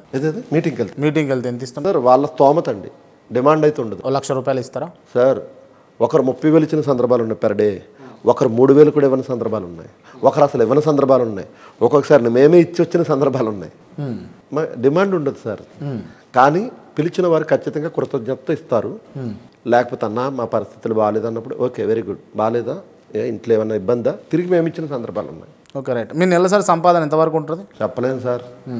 అసలు ఇప్పటి వరకు ఈ డిసెంబర్ నెలలో ₹1 సంపాదన లేదు. రూపాయి సంపాదన లేదు. మేము ఇచ్చొచ్చామండి. ఎందుకంటే పోయిన నెల అంతకుముందు దేవుని పిల్లలు మాకు వచ్చింది. ఈ నెలలో కొంత సహాయం చేసామండి క్రిస్మస్ నెల సందర్భంగా. మీరు సహాయం చేశారు. మీది ఎంత ఉంటుంది గాస్పల్? మీది? నాకు పెద్ద ఆదాయం ఏమి ఉండదు సార్. పెద్దగా తక్కువ మీటింగ్స్కి వెళ్తూ ఉంటాను. నేను అవసరాన్ని బట్టి వెళ్తూ ఉంటాను. వాళ్ళు ఇస్తే తీసుకుంటాను, లేకపోతే లేదు. మేము కూడా అప్పు చేస్తాం సార్ అవసరాన్ని బట్టి. కష్టం వచ్చింది అనుకోండి. మీరు కూడా అప్పులు చేస్తారా? పాస్టర్లు కూడా అప్పులు చేస్తారా? దేవుడికి ప్రేయర్ చేసే డబ్బులు వస్తాయి, పొజిషన్ ఉన్నవాడు దేవుడికి ప్రేయర్ చేసే పైసలు వస్తాయి కదా సార్. అప్పు అడిగే పరిస్థితుల్లో ఉన్నవాడు అప్పులు ఎలా ఇస్తాడండి? విజయ్ కుమార్ అనే నేను, మా కుటుంబంలో కష్టం వచ్చిందండి సడన్గా. నా భార్యకో బిడ్డకో హాస్పిటల్లో చేర్చాను. ఆ టయానికి డబ్బులు లేవు. నేను నాకు తెలిసిన వాళ్ళ దగ్గర, నా బంధువుల దగ్గర వడ్డీకో లేకపోతే చేబదులో అడ్జస్ట్మెంట్కి నేను అప్పు చేసిన సందర్భాలు ఉన్నాయండి. చేస్తాను సార్, తప్పదు. ఓకే, మీరు హాస్పిటల్ అది ఇది అంటారు కదా, మీకు హాస్పిటల్కి తీసుకెళ్లాల్సినటువంటి అంశం వచ్చినప్పుడు ఇంట్లోనే కూర్చోబెట్టి అంటే కుటుంబ సభ్యులం కావచ్చు, మీకు తెలిసిన వాళ్ళు ప్రేయర్ చేసుకుంటే తగ్గిపోదా? అవి ప్రేయర్ తగ్గితే హాస్పిటల్ కూడా దేవుడు వెళ్ళమన్నాడు. ప్రేయర్ చేసుకుని హాస్పిటల్కి వెళ్తాం. ప్రేయర్ చేసుకుని హాస్పిటల్కి పోతాం. వెళ్ళొద్దని ఎవరు చెప్పరండి. హాస్పిటల్కి ప్రేయర్ చేస్తాం. హాస్పిటల్కి వెళ్ళేలోపు మీరు పెట్టుకున్నవి ఇప్పుడు తగ్గని రోగం ఉందనుకోండి, తగ్గని రోగం ఉంది. నా భార్య షుగర్ ఉంది, నా భార్యకి చావు బతుకుల్లోకి వెళ్ళిపోయింది.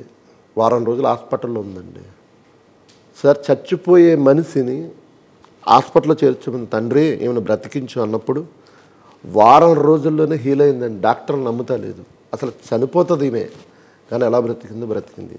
మీకు దేవుడే సహాయం చేశాడు. అంతా పైబడిదే అంటున్నాడు డాక్టర్ కూడా. అంటే హాస్పిటల్కి వెళ్ళొద్దని ఎవరు చెప్పరండి. హాస్పిటల్కి వెళ్ళేలోకి హీల్ అయింది అనుకోండి, ఇంకా దేవునికి స్తోత్రం. అంతే అండి, నమ్మకం సార్. అంతే, నమ్మకమే జీవితం అంటారు. అంతేనా? నమ్మకం కాదండి. మీరు అడిగే విధానం ఏదో డిఫరెంట్గా ఉంది. డిఫరెంట్ ఏం లేదు, జనరల్గానే అడుగుతున్నాను నేను. ఏం కాదులేండి, మీరు ఎవరి చేత ప్రేరేపింపబడి అడుగుతున్నారు. నేను ఎవరితోటి ప్రేరేపించబడి ఇప్పుడు మీరు చెప్పి ఇంకోటి ఇట్లా అడుగురు అంటే అడుగుతా అనుకుంటారా మీరు? అనుకుంటారా? కంటిన్యూ చేయండి సార్, ఇది కాదు కానీ ఇంకా ఏమన్నా అడగాలనుకుంటే అడగండి. ఇంకా ఎటొచ్చి క్రిస్మస్ సందర్భంగా మనం కూర్చున్నాం, మీరు ఆ విషయాలు అవి నేను చివరిలో అడుగుదాం అనుకుంటున్నా. చివరిగా అడుగుదాము అని అంటే అవి స్టార్ట్ చేద్దాం. ఓకే రైట్, అడగండి, మీ ఇష్టమే. క్రిస్మస్ వేడుకలు ఎందుకు జరుపుకుంటారని అడిగితే ఏం చెప్తారు? క్రీస్తు పుట్టాడు అన్న సంతోషంతో క్రీస్తును ఆరాధించడానికి, ప్రత్యేకంగా ఆరాధించడానికి చేసుకునే వేడుకండి అది. అంటే క్రిస్మస్ వల్ల చాలామంది కూడా ఇన్ఫ్లుయెన్స్ అవుతూ ఉంటారు. అంటే పక్కనున్న వాళ్ళు ఫ్రెండ్స్ ఆఫ్ ఫ్రెండ్స్ ఇట్లా వాళ్ళని ఇన్ఫ్లుయెన్స్ చేసి మతంలోకి మార్చే ప్రయత్నాలు ఏమైనా జరుగుతాయి ఈ క్రమంలో? సార్ అలా చేస్తే తప్పు సార్. ఇప్పుడు క్రిస్మస్ సందర్భంగా డిసెంబర్ ఈరోజు నేను వచ్చాను, వస్తూ క్రీస్తు పుట్టిన సందర్భంగా మీకు ఒక స్వీట్ ఏదో తీసుకొచ్చాను సార్. మీరు ఆ స్వీట్కే మారిపోతారా? చెప్పండి. ఏం అభ్యపడితే మీరు మారిపోయేంత అవివేకులు కాదు కదా, విజ్ఞులు కదా. కాబట్టి అవన్నీ అబద్ధాలు సార్. ఏ క్రిస్మస్ పేరుతో ఎవరు మార్చరు. Christmas okay. గుడ్ ఫ్రైడే అంటే యేసుక్రీస్తు వారు చనిపోయిన రోజు అండి, సిలువ వేయబడి చనిపోయిన రోజు గుడ్ ఫ్రైడే. ఈస్టర్ అంటే తిరిగి లేచిన రోజు. తిరిగి లేచిన రోజు. అంటే గుడ్ ఫ్రైడే మీకు అంటే పూజింపబడుతుందా, లేకపోతే మీరు ఈస్టర్ ఎక్కువ పూజింపబడతారా? మీరు గుడ్ ఫ్రైడేని ఎంత ఇష్టంగా వేడుక చేసుకుంటాము, ఈస్టర్ కూడా అంత ఆనందంతో వేడుక చేసుకుంటాం. ఇప్పుడు ఏదైతే ఇప్పుడు క్రిస్మస్ రోజు చేసే వేడుకలు మళ్ళీ జనవరి 1 కూడా అదే వేడుకలు చేస్తారు. ఎందుకు అట్లా? ఎందుకనంటే యేసుక్రీస్తు వారు ఆయన పుట్టిన తేదీలు లేదా ఆయన పుట్టిన నెలలు లెక్కేస్తే డిసెంబర్ నెల, అంటే వింటర్ సీజన్, డిసెంబర్ స్టార్టింగ్ నుంచి వింటర్ సీజన్ వస్తుంది. అప్పుడున్న యూదులకు 30 రోజులేనండి, ఇప్పుడున్న గ్రిగోరియన్ క్యాలెండర్కి మనకు 31 రోజులు ఉన్నాయి. సో ఈ వేడుకలు అవసరాన్ని బట్టి, అంటే ఇంకోటి జూలియట్ క్యాలెండర్ని బట్టి చూస్తే అందులో డిసెంబర్ 25, ఇక్కడ జనవరి 6 వస్తుందండి గ్రిగోరియన్ క్యాలెండర్ ప్రకారంగా. సో దాని ప్రకారంగా ప్రపంచంలో కొంతమంది ఆ క్యాలెండర్ని అనుసరించి, అప్పటి క్యాలెండర్ని అనుసరించి జనవరి 6గా వస్తుంది కాబట్టి అక్కడ వరకు చేసుకుంటారు, జనవరి 6 వరకు చేస్తారండి. అదండి, డిసెంబర్ మొదలుకొని జనవరి 6 వరకు అందరూ చేయరు. ఇదిగో మేము ఈరోజు చేస్తున్నాం, వాళ్ళు ఆ రోజు చేస్తున్నారు. అలాగా జనవరి 6 వరకు కూడా ఈ క్రిస్మస్ వేడుకలు జరుగుతాయండి. ఒక కాలమాన ప్రకారంగా జరుగుతాయండి. ఇప్పుడు మాట్లాడిన అంశాలన్నీ కూడా కాసేపు పక్కన పెడితే జస్ట్ క్యాజువల్గా మనం 2 నిమిషాలు మాట్లాడుకునే ప్రయత్నం చేద్దాం. చివరిగా విషయం ఏంటి అని అంటే, అసలు క్రైస్తవ్యాన్ని ఎందుకు నమ్మాలి అని అంటే మీరు ఏం చెప్తారు? పరలోకం కోసం అండి, స్వర్గం కోసం, నిత్య జీవం కోసం. మీరేం చెప్తారు? క్రీస్తే పరలోకానికి మార్గం కనుక అందుకే క్రైస్తవ్యాన్ని నమ్మాలి. క్రైస్తవ్యాన్ని నమ్మకపోతే ఏం జరుగుతుంది అని అంటే మీరేం చెప్తారు? క్రీస్తును నమ్మకపోతే, క్రీస్తును అనుసరించకపోతే క్రీస్తున్న లోకానికి వెళ్ళడానికి అవకాశం ఉండదు కనుక ఖచ్చితంగా క్రీస్తునే నమ్మాలి. Okay right. మీరేం చెప్తారు సార్? క్రీస్తును నమ్మకపోతే మన పాపములను క్షమింపబడవండి. పాపములు క్షమింపబడకపోతే పాపానికి ప్రతిఫలం శిక్ష. ఆ శిక్షకు పాత్రలం అవుతాం కనుక పాపము నుండి విముక్తి పొందడానికి క్రీస్తుని నమ్మాలి. అప్పుడు శిక్ష నుండి తప్పించుకుంటాం. ఓకే. క్రీస్తును నమ్మకపోతే నరకం కాదండి.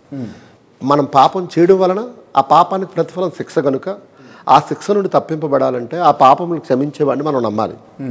ఆ పాపములను క్షమించగలిగిన ఏకైక శక్తి వ్యక్తి ప్రభువు యేసుక్రీస్తు వారు. అందుకోసం నమ్మాలి. నాకు కొన్ని ప్రశ్నలు మిగిలి ఉన్నాయి, దానికి సమాధానం చెప్పండి. క్రైస్తవ్యంలో ఒక పాస్టర్ అంటే ఒక పాస్టర్కి, ఇంకో పాస్టర్ అంటే ఇంకొక పాస్టర్కి పడుస్తలేదు అని అంటే ఏమంటారు మీరు?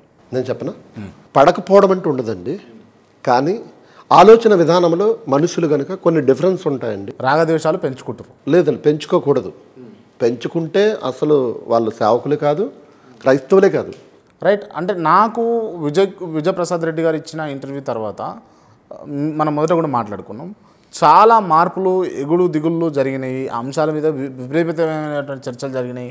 ఒక వర్గం 2 వర్గాలుగా 3 వర్గాలుగా చీలిపోయింది అని అంటే లేదండి, అలాగే బోధ విషయమే కొన్ని అభ్యంతరాలు తప్ప.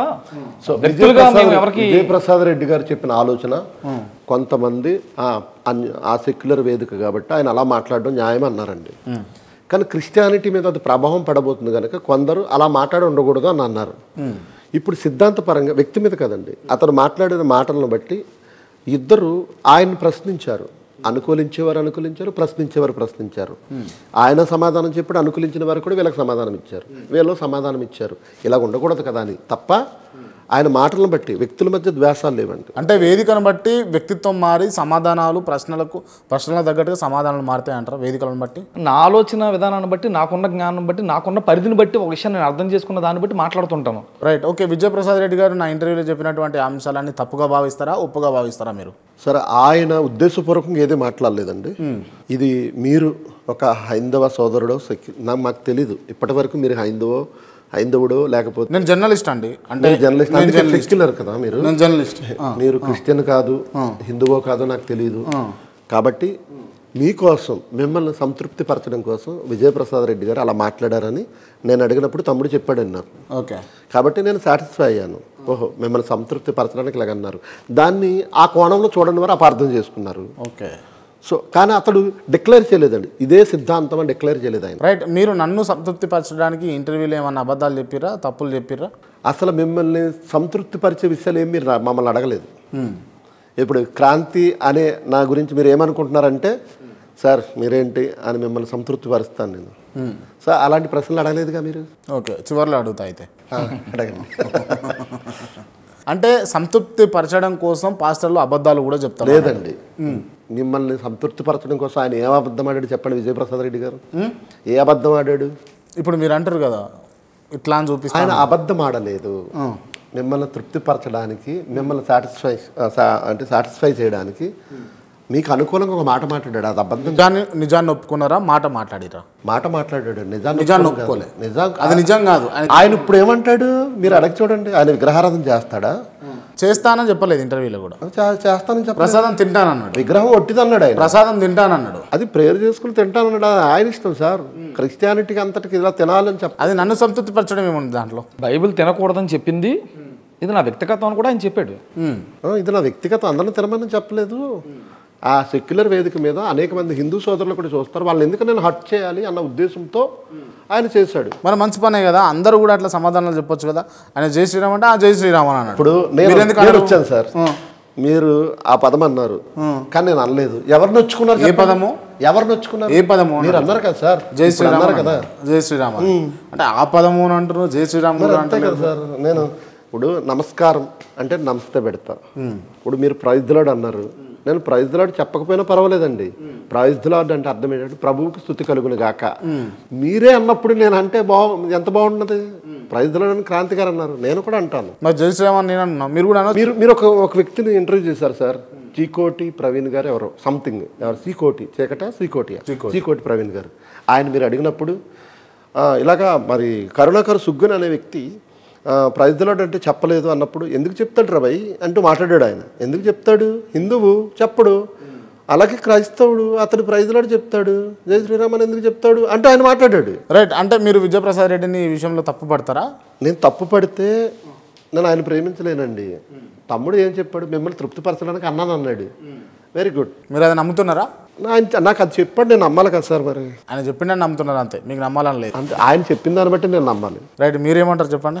నేను కూడా అదే అంటానండి. ఏదంటారు? మిమ్మల్ని తృప్తిపరచడానికి ఆయన ఆ పదం అన్నాడు. ఓకే. మనస్ఫూర్తిగా నేను అనలేదు, ఉద్దేశపూర్వకంగా అనలేదు, ఓకే అనాలని ఉద్దేశంతో కూడా అనలేదు. జస్ట్ ఆయన అన్నాడు కనుక క్యాజువల్గా నేను మాట్లాడానని ఆయన తర్వాత. సరే, విజయప్రసాద్ రెడ్డి గారి నుంచి మీరు నేర్చుకొని మీరు కూడా నన్ను తృప్తిపరచొచ్చు కదా అని నేను మిమ్మల్ని అడిగితే? సార్ ఇప్పుడు నేను అలాగ అన్నప్పుడు మీరు ఏమైనా బాధపడ్డారా? ఆ రోజు బాధపడలే, ఈ రోజు బాధపడలేదు. మరి ఎందుకు సార్ మిమ్మల్ని ఆ విషయంలో తృప్తిపరచడం? మీరు ఏ విషయంలో ఆశిస్తున్నారో ఆ విషయంలో తృప్తిపరుస్తాం సార్, మాకు ఓపిక ఉంటే, మాకు సామర్థ్యం ఉంటే. భారత్ మాతాకి జై అనండి సార్. ఖచ్చితంగా ఈ విషయం గురించి ఒక మాట నేను వివరణ ఇచ్చి చెప్తాను సార్, వివరించి చెప్తాను. అన్న తర్వాత వివరణ ఇవ్వండి. లేదు వివరణ అంట. నేను ఎందుకు అన్నానో కూడా, నేను ఎందుకు అనాలో కూడా నేను చెప్తాను. భారత్ మాతాకి జై చెప్పడం అంటాను సార్, నేను తప్పంటలేదు. నేను దానికి ముందు చిన్న వివరణ ఇస్తాను. చెప్పండి. బ్రిటిష్ వారి యొక్క భయంకరమైన పాలన క్రింద మగ్గిపోతున్న భారతదేశ ప్రజలలో ఒక చైతన్యం నింపడానికి, ఒక ఎమోషన్ క్రియేట్ చేయడానికి దేశ ప్రజలందరినీ, ఉన్న ప్రజలందరినీ, చిన్న చితక ముసలి ముతక అందరు ప్రజలందరినీ, అన్ని మతాల వారిని కలిపి ఒక మాత తల్లిగా పెట్టారు సార్. భారత మాత అంటే భారతదేశంలో ఉన్న ప్రజలందరూ, భారతదేశంలో ఉన్న ప్రజలందరికీ జై. కానీ భారతదేశ ప్రజలందరినీ మాత అనేసరికి హైందవ సహోదరులు ఏం చేశారంటే ఒక దేవతగా మార్చేశారు. ఆ ఉద్దేశంతో అడిగితే నేను చెప్పను సార్. భారత్కి జై, భారతదేశ ప్రజలందరికీ జై, భారతదేశంలో నా హైందవ సహోదరులకి జై, ఇస్లాం సహోదరులకు జై, భారతదేశ ప్రజలందరికీ జై. హిందువులందరూ భారత మాత అంటున్నారు, భారత మాతకి జై. హిందువులకు జై అండి, హిందువులకు జై. నా సహోదరులు సార్, భారతదేశం నా మాత్రం, భారతీయులందరూ నా సహోదరులు. వాళ్ళు నేను గణపరచడంలో తప్పేం కాదు. దేశం అంటే మట్టి కాదు, మనుషులండి. ఈ మనుషులందరి కోసం మనం వాళ్ళని ప్రేమించాలి, గౌరవించాలి, వాళ్ళకి జై కొట్టాలి, వాళ్ళని గణపరచాలి సార్. ఓకే, మీరు అంటే మానవతా దృక్పథంతో అట్లనే కంటిన్యూ అవుతారని చెప్పేసి భావిస్తా ఉన్నా. చివరగా మీరైనా భారత్ మాతాకి జై అని అంటారా అన్నారు? అన్న చెప్తున్న ఆ ఉద్దేశంతో అయితే నేను అనండి. సరే, నార్మల్గా మనం మాట్లాడుకుందాం. నన్ను తృప్తిపరచడానికి అనండి. మీరు మిమ్మల్ని ప్రశ్న ఎత్తాను. నన్ను తృప్తిపరచడానికి మీరు అనండి. మిమ్మల్ని తృప్తిపరచడానికి క్రాంతి అనే జర్నలిస్ట్ చాలా డేర్ అండ్ డాషింగ్గా, అవతల వాడు ఎంతటి వాడైనా డేర్గా ప్రశ్నిస్తాడు, నిస్వార్థంగా ప్రశ్నిస్తాడు, లాభాపేక్షతో ప్రశ్నించడు. ఇలాంటివన్నీ నాకు తెలుసు కనుక మీరంటే మేము అభిమానిస్తాం, మీరంటే మాకు ఇష్టం. చాలామంది మమ్మల్ని అనుసరించే వాళ్ళకు మీరు చాలా ఇష్టం. ఉన్న జర్నలిస్టులు అందరినీ తక్కువ అనడం లేదు, కానీ మిమ్మల్ని ఎక్కువ. మీరు ఏంటంటే ఒక ఎమోషన్గా ఫైర్తో మీరు మాట్లాడతారు కనుక ఆ విధానం కొందరికి నచ్చుద్ది, నాకు అది నచ్చుద్ది మీలో. రైట్. అంటే ఇప్పుడు మీరు నన్ను గణపరుస్తున్నారు, తృప్తిపరుస్తున్నారు. రెండు సార్ అంతే. మీరు ఒక జర్నలిస్ట్ ఒక మంచి చేస్తారు. ఎవరండి మాకు వేదిక ఇచ్చింది? ఎవరు? ఫస్ట్ మీరే మాకు ఇచ్చారు సెక్యులర్ ఛానల్లో. కాబట్టి మీరంటే మాకు ఎప్పటికీ గౌరవం. నా తర్వాత నా సోదరులకి ఇంకొక ముగ్గురికి ఇచ్చారు. సో మీకు ఎప్పుడు hats off. So right. Okay, interview కూడా ఎట్లా క్లోజ్ చేద్దాం అనుకున్నా, ఈ మంచి ఎండింగ్ తోటి క్లోజ్ చేస్తే బాగుంటుంది. Thank you so much. Thank you. Right. నేను ఇప్పుడు ఇంటర్వ్యూ ముగిసిపోయింది. కొంతమంది పేర్లు చెప్తా, వాళ్ళకి సంబంధించి మీరు ఓన్లీ 1 word ఆన్సర్ ఇవ్వాలి. ముందు నన్ను అడుగుతారా, ఇద్దరిని కలిపి అడుగుతారా? నేను ఒకరి పేరు అడుగుతా, మీ అభిప్రాయం ఏందో చెప్పండి, వారి అభిప్రాయం ఏందో. కాదు, అలాగే. పాస్టర్ విజయప్రసాద్ రెడ్డి, మీరు చెప్పండి. నా ప్రియమైన తమ్ముడండి. మీరు చెప్పండి. దేవుని సేవకుడు అండి. మోడీ మన దేశ ప్రధాని, కాకపోతే సమన్వయంతో ఆయన పరిపాలించడం లేదని ఒక చిన్న అభిప్రాయం నాకు ఉంది. అన్ని మతాల వారిని. ఒక మంచి నాయకుడు. శ్రీరాముడు హిందువుల ఆరాధ్య దైవం అండి. హిందువులకు ఒక మంచి రాజు. యేసుక్రీస్తు ప్రపంచానికే దేవుడు, ప్రపంచానికే సృష్టికర్త. లోతు నీతిమంతుడు. నీతిమంతుడే బైబిల్ చెప్తుంది. ఆదాము హవ్వ మొదటి మానవులు, దేవుని స్వరూపంలో చేయబడిన మొట్టమొదటి మనుషులు. మొట్టమొదటి మనుషులు దేవుని పిల్లలు. కిరణ్ పాల్ మంచి సేవకుడు అండి. నా మనసుకు నచ్చిన సేవకులలో ఒకడు. మంచి దేవుని సేవకులు. కేఏ పాల్, మీరు చెప్పండి. ఒకప్పుడు మంచి సేవకులు సార్. ప్రపంచ శాంతి దూతగా పిలువబడ్డ ఒక మంచి సేవకుడు. ప్రవీణ్ కుమార్ గొప్ప దైవజనుడు. మంచి దేవుని సేవకులు. కొలవరి సతీష్, ఆయన గొప్ప సేవకుడే. మంచి దేవుని సేవకులు. అమ్మతేజ, ఆయన మంచి సేవకుడు అండి. మంచి సేవకులు అండి. అనిల్ కుమార్, ఆయన క్రిస్టియన్ లీడర్ అండి, మంచి సేవకుడు. మంచి దేవుని సేవకులు. పాస్టర్ విజయ్ కుమార్. సార్ ఒక పేద సేవకుని సార్ నేను. సామాన్య దేవుని సేవకుడిని. పాస్టర్ విజయ్ కుమార్. మంచి అన్నయ్య నాకు. గాబ్రియల్. నాకున్న ప్రియమైన తమ్ముళ్ళలో, డేర్ అండ్ డాఫింగ్ తమ్ముళ్ళలో ఇతనొకడు. Kranthi. Young and dynamic journalist, secular journalist. అంతే, నిస్వార్థపరుడు, డేర్గా ఇంటర్వ్యూ చేయగలడు. రైట్. మీరు మొట్టమొదటిగా ఇలా ఇంటర్వ్యూతో నాకు చక్కని అవకాశాన్ని కలిగించిన మంచి journalist. Thank you brother. Thank you so much. Right sir.